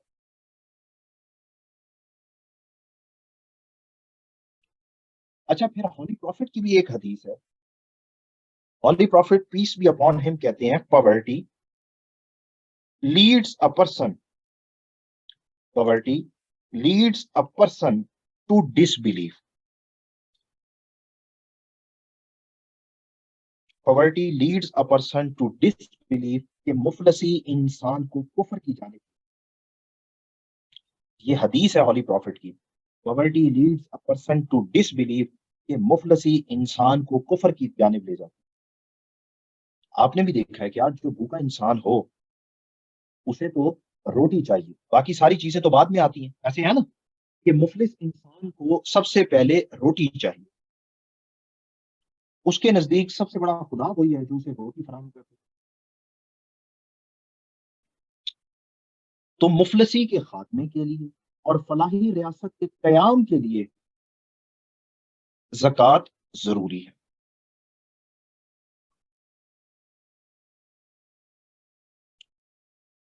اچھا، اب یہاں پر ایک چیز جو ہے وہ اور سمجھنا بہت ضروری ہے، اور وہ یہ کہ یار اگر واقعی مفلسی انسان کو کفر کی جانب لے جاتی ہے اور یہ ضروری ہے، تو کیا تمام لوگوں سے وصول کی جائے گی یا صرف صاحب حیثیت سے؟ ہے نا یہ بھی سوال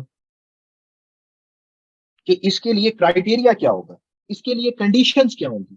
تو اب آپ ہیڈنگ بنائیں کنڈیشنز آف زکوٰۃ، اسے ہم کہتے ہیں شرائط زکوٰۃ، اسے ہم کیا کہتے ہیں؟ کنڈیشنز آف زکوٰۃ، زکوٰۃ کی کیا شرائط ہے۔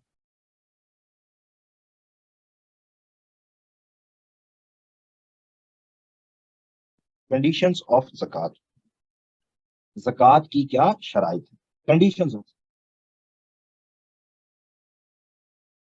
جب ہم زکوٰۃ کی شرائط پڑھتے ہیں، کنڈیشنز پڑھتے ہیں، تو جو اس کرائٹیریا پر پورا اترے گا وہی زکوٰۃ دے گا۔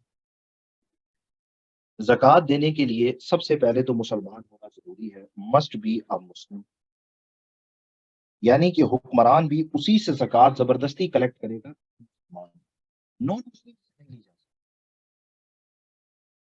مسٹ بی اے مسلم، لازمی طور پر مسلمان۔ مسلمان کے بعد سیکنڈ نمبر پر ایڈلٹ، بالغ بھی ہو۔ میں آپ کو بتا رہا ہوں زکوٰۃ کی کیا شرائط ہیں، شرائط زکوٰۃ، اور زکوٰۃ کی شرائط میں نے آپ کو بتایا ہے کہ سب سے پہلے نمبر پہ مسلمان، یعنی کہ حکمران اگر فورسفلی زکوٰۃ کلیکٹ کر رہا ہے تو ان سے کلیکٹ کرے گا جو مسلمان ہو، یہ نہیں کہ نان مسلم سے لینا شروع کر دے۔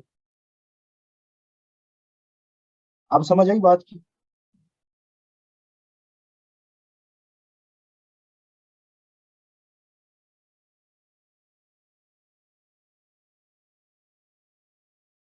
بالکل، مسٹ بی اے مسلم۔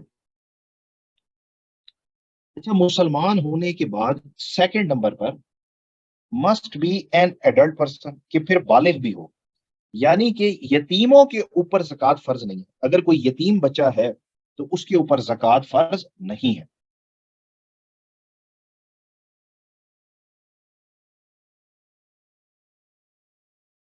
بالکل، یتیم کے اوپر نہیں ہے۔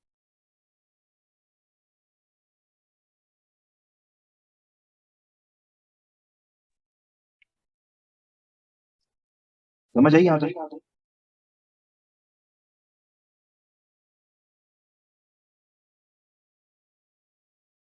Must be an adult person, لازمی طور پر بالغ بھی ہونا چاہیے۔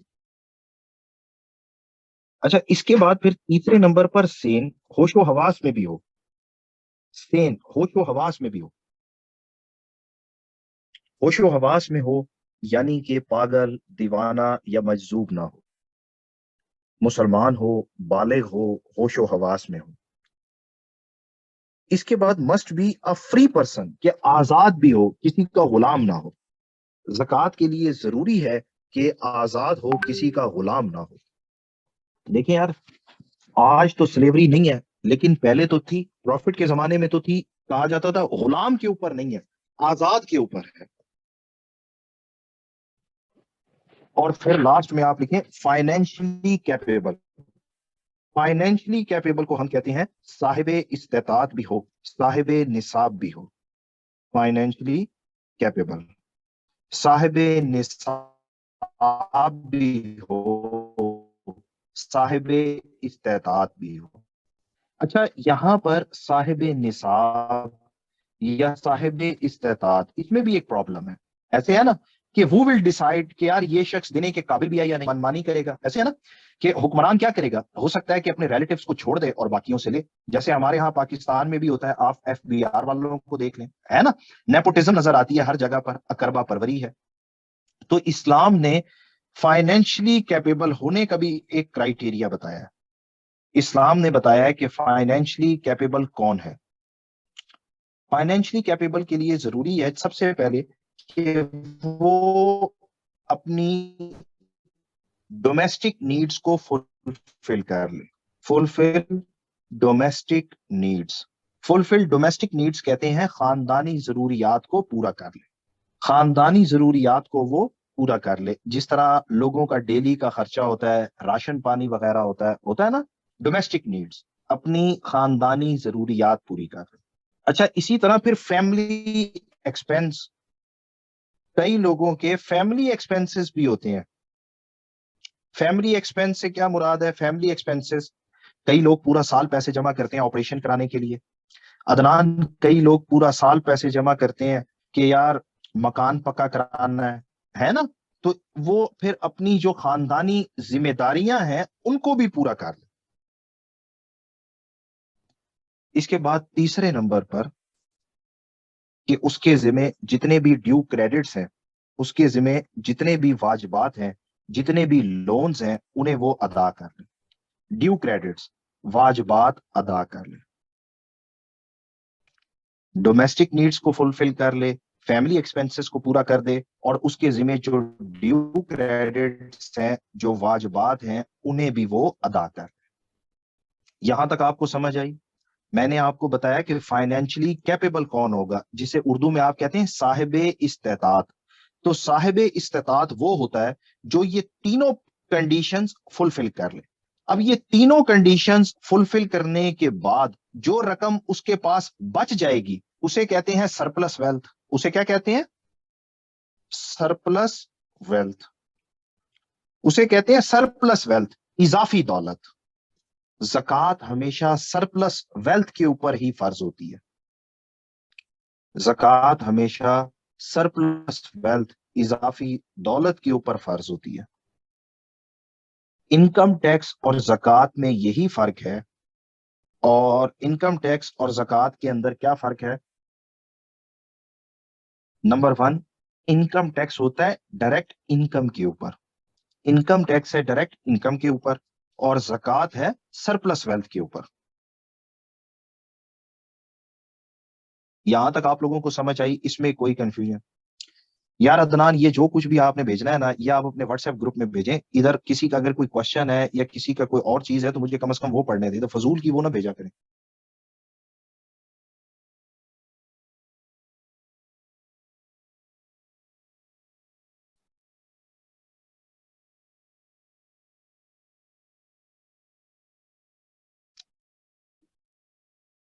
جی, اب بتائیں کیا سوال ہے آپ کا؟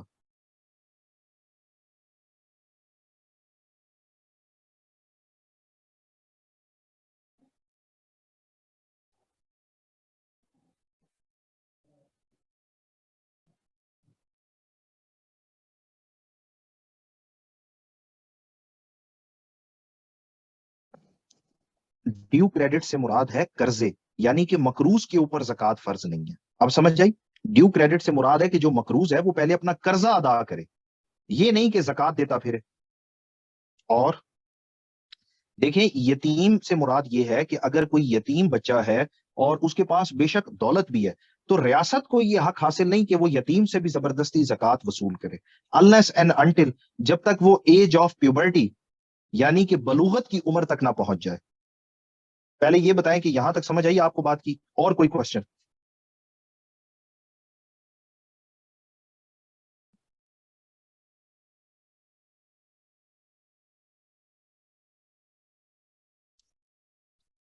اب ہم پڑھ لیتے ہیں اماؤنٹ آف زکوٰۃ.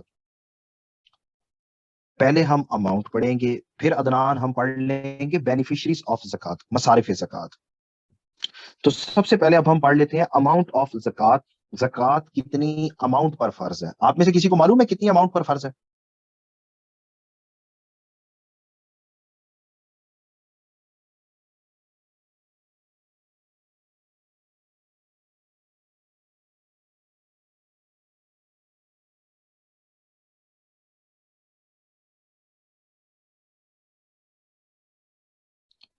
اماؤنٹ آف زکوٰۃ بیان کرنے کے لیے آپ نے ایک پورا فلو چارٹ بنا دینا ہے. آپ نے ایک پورا فلو چارٹ بنانا ہے. جیسے فار ایگزامپل ہم ایک طرف بتائیں گے کہ کس کس چیز کے اوپر فرض ہے, پھر ہم بتائیں گے کہ کتنی ریشو سے فرض ہے, اور پھر ہم بتائیں گے کہ کتنی اماؤنٹ کتنے ٹائم کے بعد دینی ہے. سب سے پہلے ہم دیکھتے ہیں ویلتھ. دولت کے اوپر زکوٰۃ فرض ہے. ویلتھ کے اوپر دولت کے اوپر زکوٰۃ فرض ہے. اور کرن دولت کے اوپر کتنی ریشو سے فرض ہے؟ 2.5% کے حساب سے. 2.5% کے حساب سے زکوٰۃ فرض ہے. اور یہ سال میں ایک مرتبہ فرض ہے. ایک مرتبہ فرض ہے دولت کے اوپر 2.5%. اس کے بعد تمام پریشیس میٹلز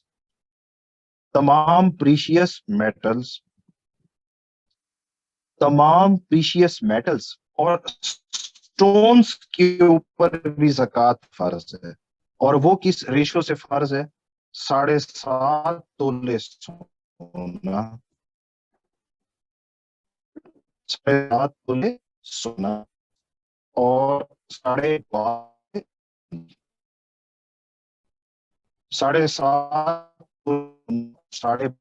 چاندی کے اوپر بھی زکوٰۃ فرض ہے. اور یہ بھی سال میں تمام پریشیس میٹلز، جس طرح آج آپ پلاٹینم کی بات کرتے ہیں، کرن پلاٹینم گولڈ سے بھی زیادہ قیمتی ہے.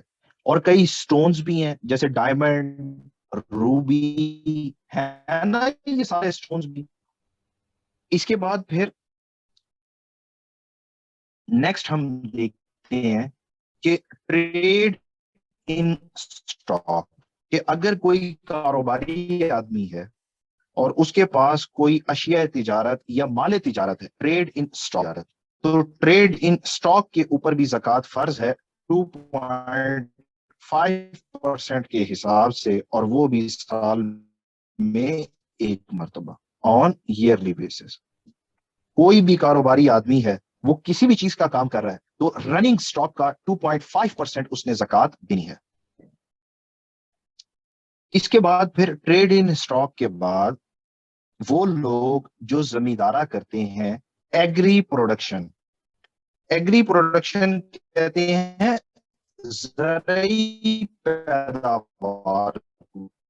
ایگری پروڈکشن زرعی پیداوار کے اوپر بھی زکوٰۃ فرض ہے.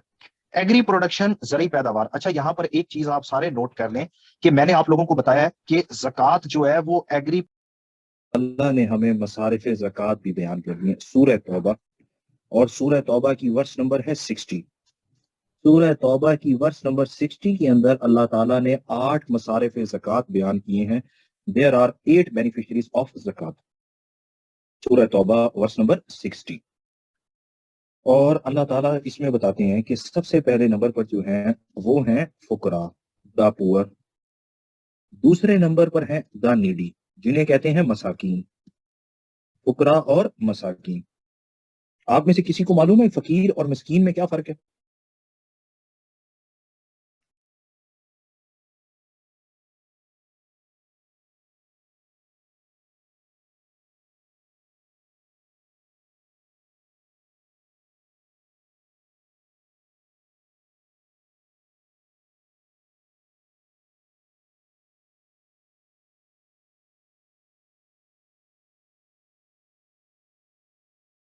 جو مدد کا سوال کرے. فقیر وہ جو مانگے، جو مدد کا سوال کرے. اور مسکین وہ جو ضرورت مند تو ہے لیکن اپنی سیلف ریسپیکٹ اور ڈگنیٹی کے باعث کبھی بھی مدد کا سوال نہیں کرتا. فقیر وہ جو مانگے، جو مدد کا سوال کرے. مسکین وہ جو ضرورت مند تو ہے لیکن اپنی سیلف ریسپیکٹ اور ڈگنیٹی کے باعث کبھی بھی مدد کا سوال نہیں کرتا.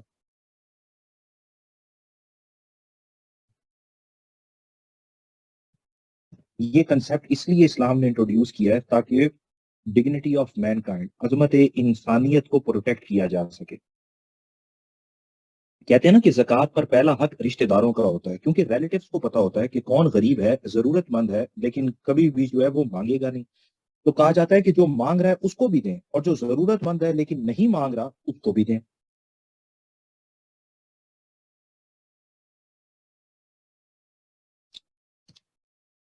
یس عدنان. تیسرے نمبر پر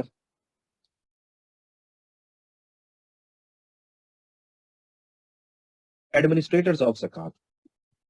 اور ایڈمنسٹریٹرز آف زکوٰۃ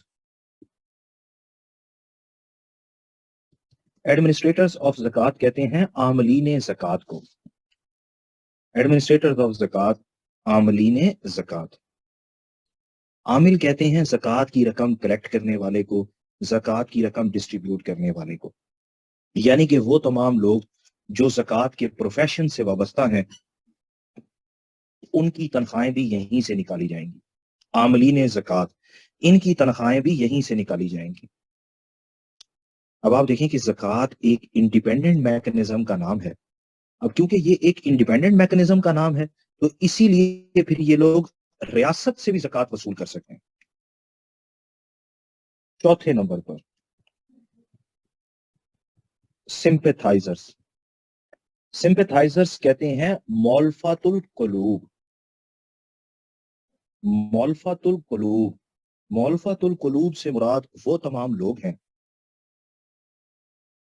جو نیا نیا اسلام قبول کرتے ہیں تو ان کا دل جیتنے کے لیے بھی زکات کی رقم خرچ کی جا سکتی ہے. میم واو لام فے تے ہے اور القلوب الف لام کاف لام واو بے، مولفت القلوب. مولفت القلوب لوگوں کا دل جیتنے کے لیے بھی زکات کی رقم خرچ کی جا سکتی ہے.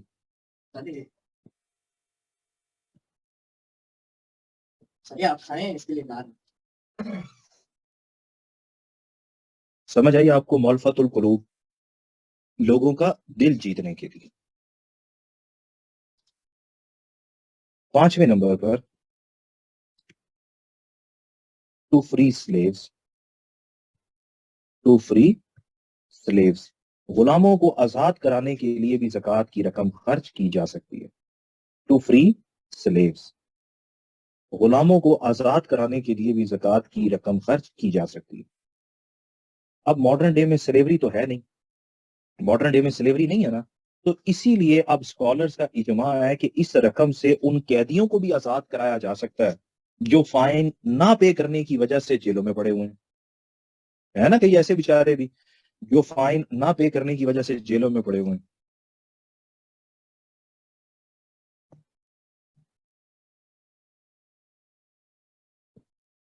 اس کے بعد پھر چھٹے number per those who are in debt، یعنی کہ جو مقروض ہیں. Those who are in debt، کہ جو مقروض ہیں تو ان کو بھی قرض کی ادائیگی سے نجات دلانے کے لیے زکات کی رقم دے سکتے ہیں. سیونتھ نمبر پر for the cause of Allah. For the cause of Allah کو اردو میں ہم کہتے ہیں فی سبیل اللہ.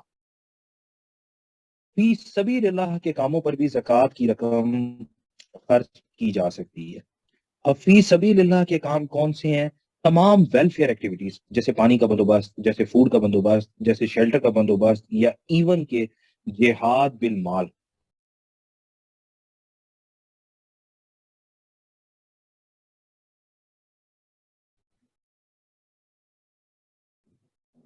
جہاد بالمال بھی اس میں شامل ہے. اور لاسٹ اس میں آپ لکھیں وے فیئرر، جو مسافر ہیں.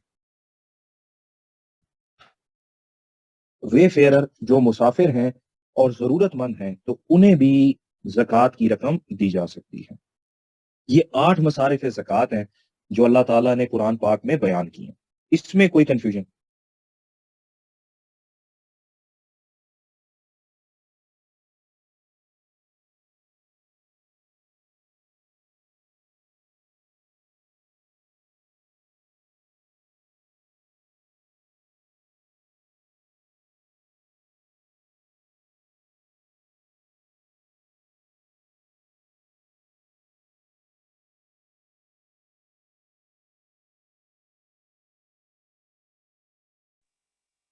کئی لوگ کہتے ہیں کہ زکات کی رقم صرف مسلمانوں کو دینی چاہیے. کئی اسکالرز کہتے ہیں کہ نہیں، نان مسلمز کو بھی دی جا سکتی ہے. لیکن اس چیز کے اوپر اجماع ہے کہ وہ کہتے ہیں زکات پر پہلا حق مسلمانوں کا ہے، لیکن فی سبیل اللہ کے نام پہ کوئی بھی ایسا کام کیا جا سکتا ہے جس سے پوری کمیونٹی کو فائدہ پہنچے. جیسے اگر کسی نے پانی کا بندوبست کیا ہے تو یار نان مسلمز کو پانی پینے سے نہیں روکا جا سکتا نا. فی سبیل اللہ کے کاموں پر زکوٰۃ کی رقم خرچ کی جاتی ہے، اس سے پھر پوری کمیونٹی کو فائدہ پہنچ جاتا ہے۔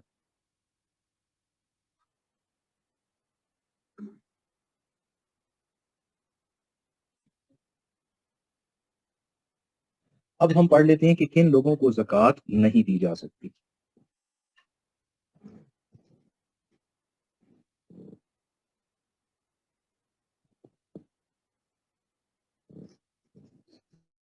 کن لوگوں کو زکوٰۃ نہیں دی جا سکتی۔ The amount of zakat cannot be given۔ کن لوگوں کو نہیں دی جا سکتی؟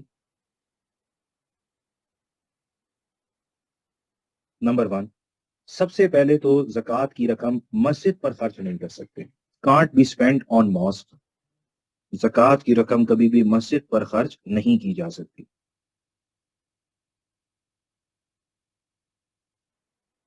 سیکنڈ نمبر پہ prophet Muhammad and the descendants of profit Muhammad, Muhammad اور آل محمد پر بھی زکوٰۃ کی رقم خرچ نہیں کی جا سکتی۔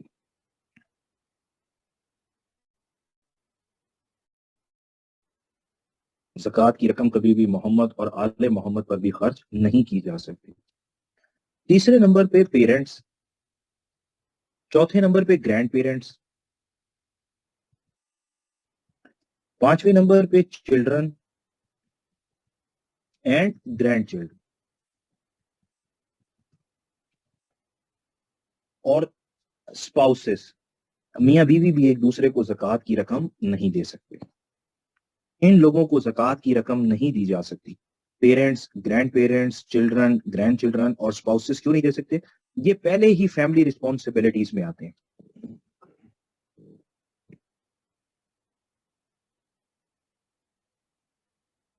یہاں تک سمجھ آئیے آپ لوگوں کو؟ اب ہم پڑھ لیتے ہیں زکوٰۃ کے اثرات، امپیکٹس آف زکوٰۃ۔ سب سے پہلے ہم دیکھتے ہیں اس کے اسپرچول امپیکٹس۔ اسپرچول امپیکٹس کہتے ہیں روحانی اثرات کو، اور اسپرچول امپیکٹس میں زکوٰۃ سب سے پہلا کام کرتی ہے purification of civil. Purification of civil انسان کی روح کو پاک صاف کرتی ہے۔ انسان کی روح کو پاک صاف کیسے؟ کہ مین از گریڈی بائی برتھ، کہتے ہیں کہ انسان پیدائشی طور پر جو ہے، اور واقعی نظر بھی آتا ہے کہ زیادہ تر لوگوں کے اندر دولت کی محبت ہی ہوتی ہے، تو زکوٰۃ دینے سے پھر انسان کے دل میں جو دولت کی محبت ہے اس کا خاتمہ ہوتا ہے۔ سیکنڈ نمبر پہ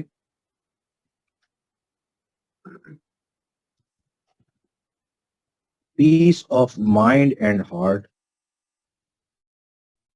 کہ انسان جب اپنے کا سکون، سیٹسفیکشن، مینٹل سیٹسفیکشن بھی حاصل ہوتی ہے۔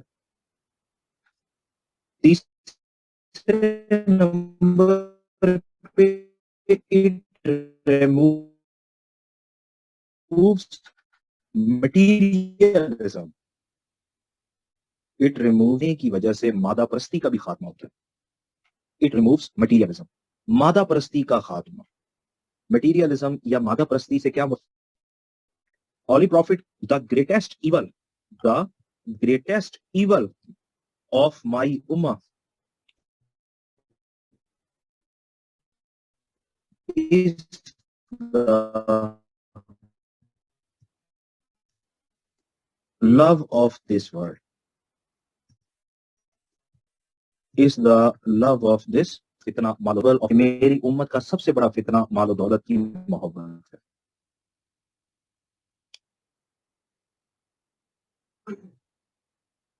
اب ہم دیکھ لیتے ہیں اس کے کچھ مورل امپیکٹس بھی ہیں۔ مورل امپیکٹس، اخلاقی اثرات۔ تو زکوٰۃ کا سب سے پہلا اور بڑا اخلاقی اثر یہ ہے کہ اس کی وجہ سے انسان کے اندر عاجزی اور انکساری آتی ہے۔ ہیوملٹی اینڈ ہمبلنس، عاجزی اور انکساری۔ اب وہ عاجزی اور انکساری کیسے؟ کہ دولت ہے نا جس کی وجہ سے انسان تکبر محسوس کرتا ہے، اب جب وہ دولت ہی اللہ کے نام پر دے دے تو انسان سے پھر وہ جو دولت کی محبت ہے اس کا خاتمہ ہو جاتا ہے، پھر وہ دولت کی بنیاد پر تکبر نہیں کرتا اور عاجزی سے رہتا۔ اس کے بعد پھر it prevents social crimes. It prevents social crimes کہ زکوٰۃ کی وجہ سے سماجی جرائم کا بھی خاتمہ ہوتا ہے. سوشل کرائمز سماجی جرائم کا خاتمہ کہ جب زکوٰۃ کے ذریعے ایک طرف ویسی غریب آدمی کی مدد کی جا رہی ہے تو اسلام پھر جسٹیفائڈ ہے نا کہ اگر اب کوئی چوری کرے تو اس کے ہاتھ کاٹ دیے جائیں.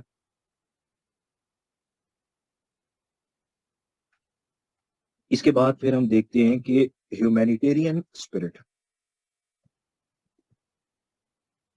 ہیومینیٹیرین اسپرٹ انسانیت کا جذبہ. جس طرح آج ہم کہتے ہیں کہ انسانیت کا جذبہ ہونا چاہیے، بل گیٹس، اسی طرح جو ہے وہ مارک زکربرگ ہے نا. ہیومینیٹیرین اسپرٹ انسانیت کا جذبہ. ہیومینیٹیرین اسپرٹ انسانیت کا جذبہ. اب ہم دیکھتے ہیں کہ اس کے کچھ سوشل امپیکٹس بھی ہیں، سماجی اثرات. جب ہم اس کے سوشل امپیکٹس پڑھتے ہیں، سماجی اثرات، تو اس میں پتہ چلتا ہے کہ زکوٰۃ کا سب سے پہلا سماجی اثر یہ ہے eradication of poverty. Eradication of poverty,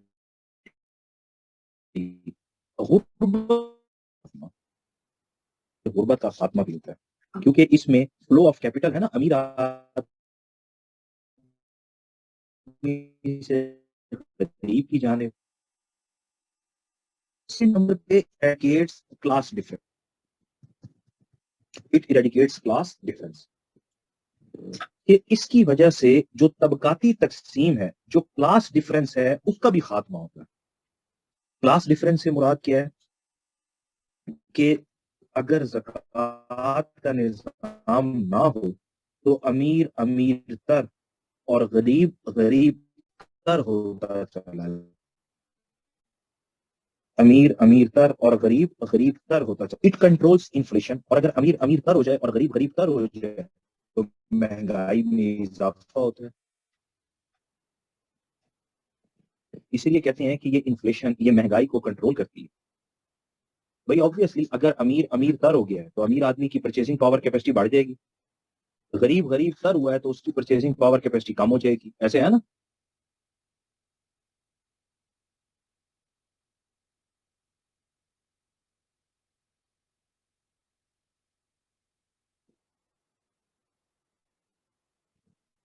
پھر زکوٰۃ کی وجہ سے individual as well as collective welfare بھی ہوتی. Individual as well as collective welfare, انفرادی اور اجتماعی ترقی. کہ زکوٰۃ کی وجہ سے ایک طرف انڈیویجول کی مدد کی جا رہی ہے تو دوسری طرف ابھی ہم نے پڑھا تھا نا مصارف زکوٰۃ میں فی سبیل اللہ. تو فی سبیل اللہ کے کاموں کی وجہ سے معاشرے کے اندر فلاح و بہبود کے کام بھی کیے جاتے ہیں. Just one second.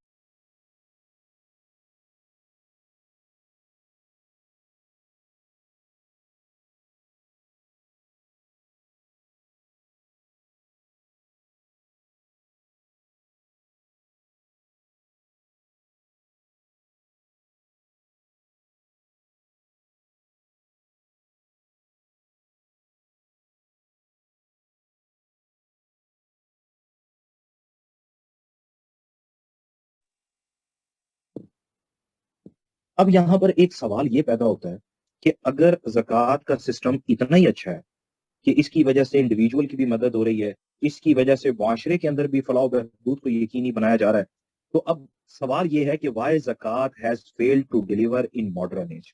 ایسے لگتا ہے نا کہ آج کے دور میں زکوٰۃ ڈیلیور کرنے میں ناکام ہے. اب ہم اس کی ریزنز پڑھ لیتے ہیں کہ زکوٰۃ کا نظام آج ڈیلیور کرنے میں کیوں ناکام ہے.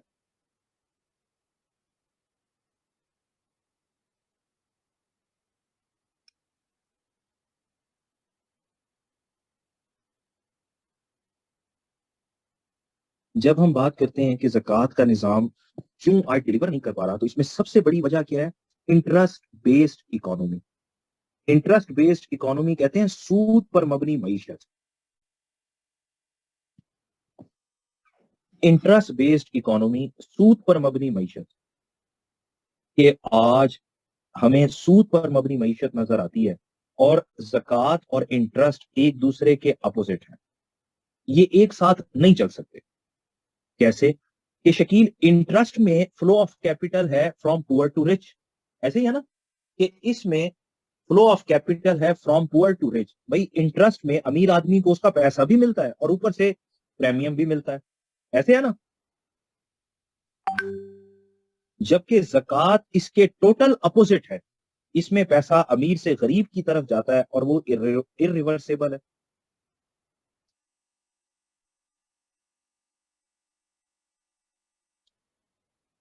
تو پہلے نمبر پہ سود کا خاتمہ کیا جائے. دوسرے نمبر پہ آپ لکھیں ڈیفیکلٹی ان کلیکشن, کہ آج زکوٰۃ اکٹھا کرنے میں بھی مسئلہ ہے. ڈیفیکلٹی ان کلیکشن, آج زکوٰۃ اکٹھا کرنے میں بھی مسئلہ ہے. ایسے ہے نا کرن, اگر حکمران کو یہ حق دیا گیا ہے کہ زبردستی وصول کر لے, تو یار حکمران تبھی وصول کرے گا نا جب ڈاکومنٹڈ اکانومی ہو. ریاست کے پاس تو اعداد و شمار ہی نہیں ہے, تو کیسے کرے گا؟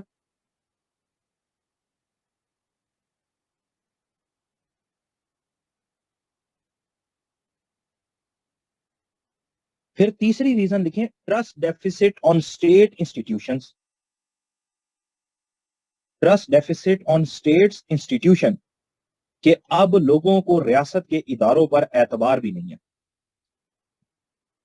Trust deficit on states institution, کہ اب لوگوں کو ریاستی اداروں پر اعتبار بھی نہیں ہے. اور چوتھا ایشو لکھیں ڈیفیکلٹی ان ڈسٹریبیوشن, کہ آج زکوٰۃ تقسیم کرنے میں بھی مسئلہ ہے. ایسے ہے نا کہ آج زکوٰۃ کی رقم تقسیم کرنے میں بھی مسئلہ ہے. کرن, زکوٰۃ کی رقم تقسیم کرنے میں مسئلہ کیا ہے کہ حکومت پتہ نہیں کہاں خرچ کرے.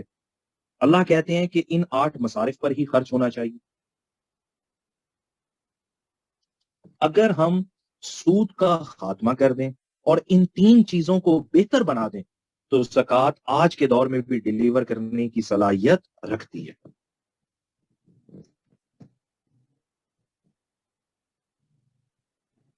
اب آپ کر لیں گے یہ سوال.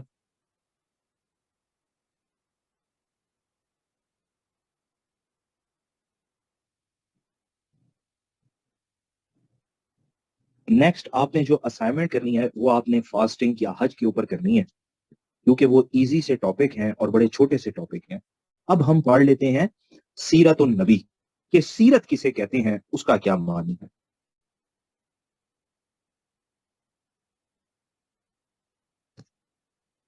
اب ہم پڑھ لیتے ہیں سیرت النبی. سیرت کسے کہتے ہیں؟ آپ نے یہ لفظ اکثر سنا ہوگا. کسے کہتے ہیں بھلا سیرت؟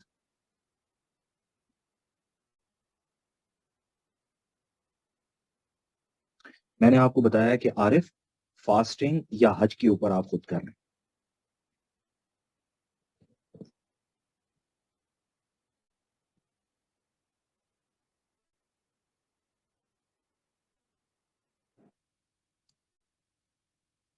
اب ہم پڑھ لیتے ہیں سیرت النبی.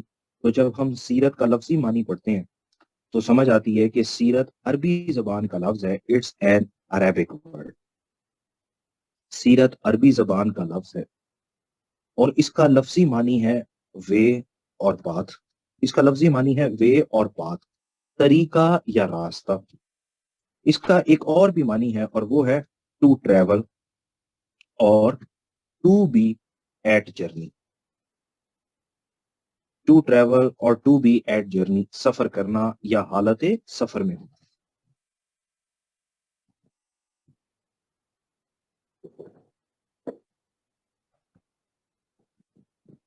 سفر کرنا یا حالت سفر میں ہونا. آپ نے دیکھا ہے اردو میں بھی سین یہ رے جس لفظ میں بھی آ جائے اس کا معنی موونگ آبجیکٹ ہی ہوتا ہے نا, جیسے سیر کرنا.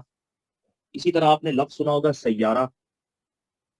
تو جب ہم اس کو کسی انسان کے ساتھ ریلیٹ کر دیں, سیرا آف اے پرسن, تو سیرا آف اے پرسن سے مراد ہے life journey of a person. Life journey of a person is called سیرا. Life journey of a person is called سیرا. ایک انسان کی پوری زندگی کا سفر.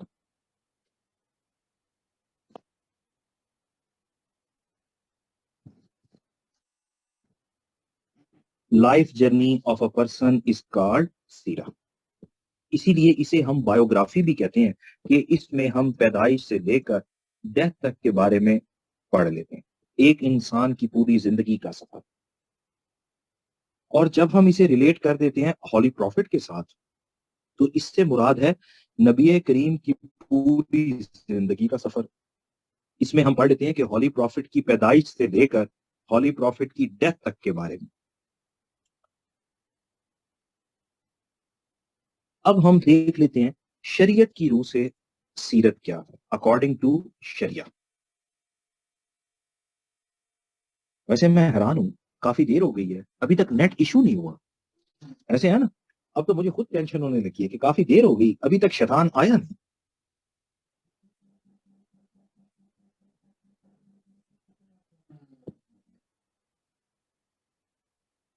شریعت کی روح سے سیرت النبی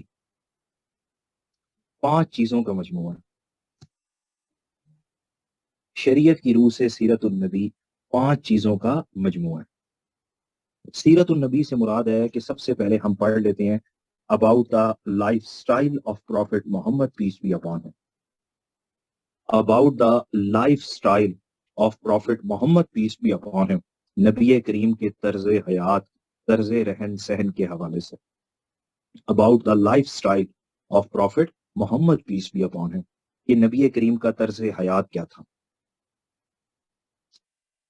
آپ نے دیکھا لائف سٹائل میں ہم پڑھتے ہیں کہ جی ہولی پروفٹ کھاتے کیا تھے، ہولی پروفٹ جو ہے وہ پہنتے کیا تھے، ہولی پروفٹ کی جو ہے وہ ڈیلی زندگی کے معمولات کیا تھے، یا ایون کہ ہم یہاں تک پڑھ لیتے ہیں کہ ان کا بستر کیسا تھا. سیکنڈ نمبر پہ اس میں آتا ہے sayings of Prophet Muhammad peace be upon him.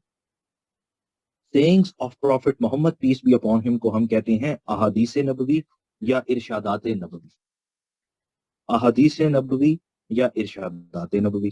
ایسے ہے نا یار، اگر ہم نے کسی بھی انسان کی پرسنالٹی کو سمجھنا ہو تو ہم اس کی باتوں سے اندازہ لگا سکتے ہیں. تیسرے نمبر پر اس میں آتا ہے actions performed by Holy Prophet peace be upon him. کہ نبی کریم نے کیا کیا افعال سر انجام دیے. Actions performed by Holy Prophet peace be upon him. کہ نبی کریم نے کیا کیا انجام دیے.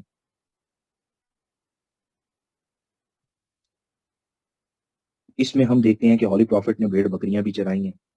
Holi Prophet peace be upon him نے کس طرح سے ڈومیسٹک ورک میں اپنی وائفز کا ہاتھ بھی بٹایا ہے، اور as a head of the state کیسے بیٹل فیلڈ میں فرنٹ سے لیڈ کیا ہے. چوتھے نمبر پر اس میں آتا ہے silent approvals of profit Muhammad peace be upon him. Silent approvals of profit Muhammad peace be upon him. کہ نبی کریم نے کن کن مواقعوں پر خاموشی اختیار کی ہے. ہم ہولی پروفٹ کی خاموشی کو بھی پڑھتے ہیں. نبی کریم کی خاموشی کا بھی ایک خاص معنی ہوتا ہے.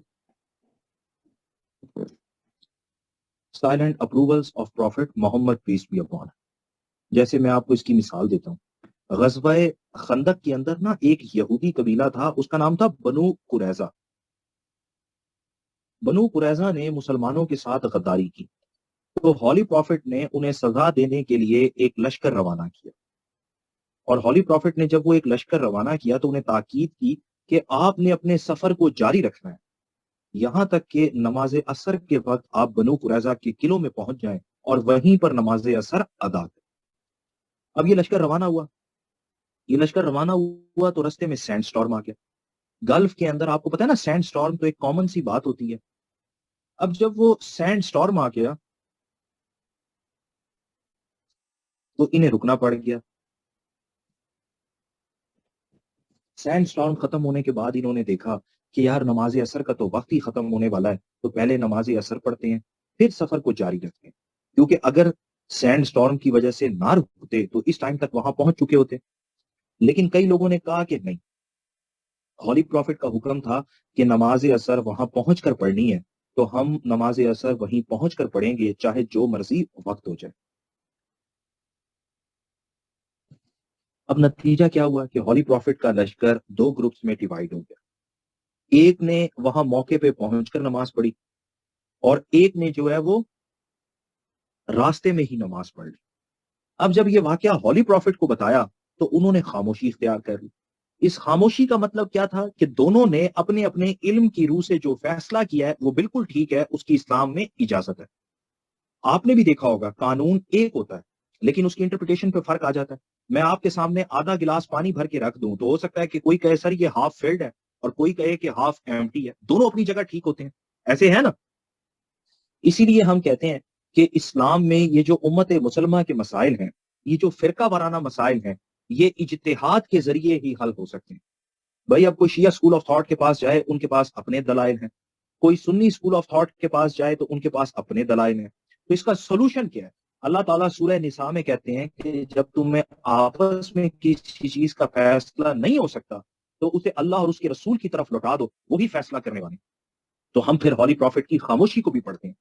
اور last but not the least, اس میں ہم پڑھیں گے character of profit Muhammad peace be upon him, نبی کریم کا کردار کیسا تھا. پرسنالٹی ہے نا, کردار کسی بھی شخصیت کا آئینہ ہوتے ہیں. تو ہم اس میں ہولی پروفٹ کے کریکٹر کے حوالے سے پڑھتے ہیں کہ جی وہ صادق تھے, وہ امین تھے, ان کے پرسنالٹی ٹریٹس کیا تھے.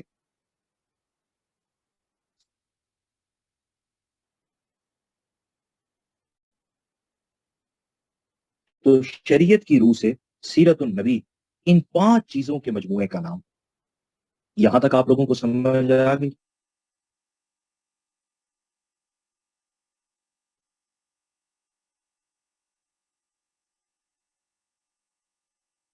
چلیں بس آج کے لیے اتنا ہی کافی ہے, باقی انشاءاللہ پھر ہم نیکسٹ کلاس میں پڑھ لیں گے. اب آپ میں سے کسی کا کوئی سوال ہے تو وہ پوچھ لے.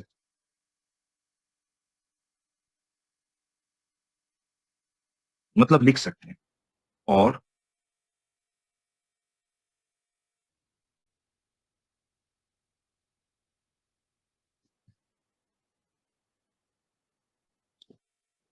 تہجد پڑھا کریں نا جی, اور ہمارے لیے بھی دعا کیا کریں. عربک میں کتنی آیت لکھیں؟ کوشچن میں آپ کے ایگزامینر نے بالکل نہیں بتایا کہ کتنی آیت لکھنی ہے, بس جتنی لکھ سکتے ہیں اتنی لکھ لیں. کوئی ہارڈ اینڈ فاسٹ رول نہیں ہے.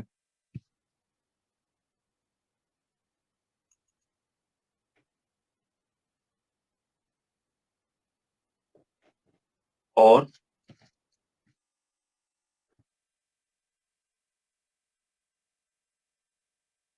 جب آپ لکھ کے لائیں گے نا تو میں اسے ٹھیک کر دوں گا. جی احادیث کو اگر آپ اپنے الفاظ میں لکھ رہے ہیں تو مینشن کر دیں کہ کنٹیکسٹ آف دا حدیث, حدیث کا مفہوم یہ ہے. چلیں جی, thank you very much, see you in next class. Allah حافظ.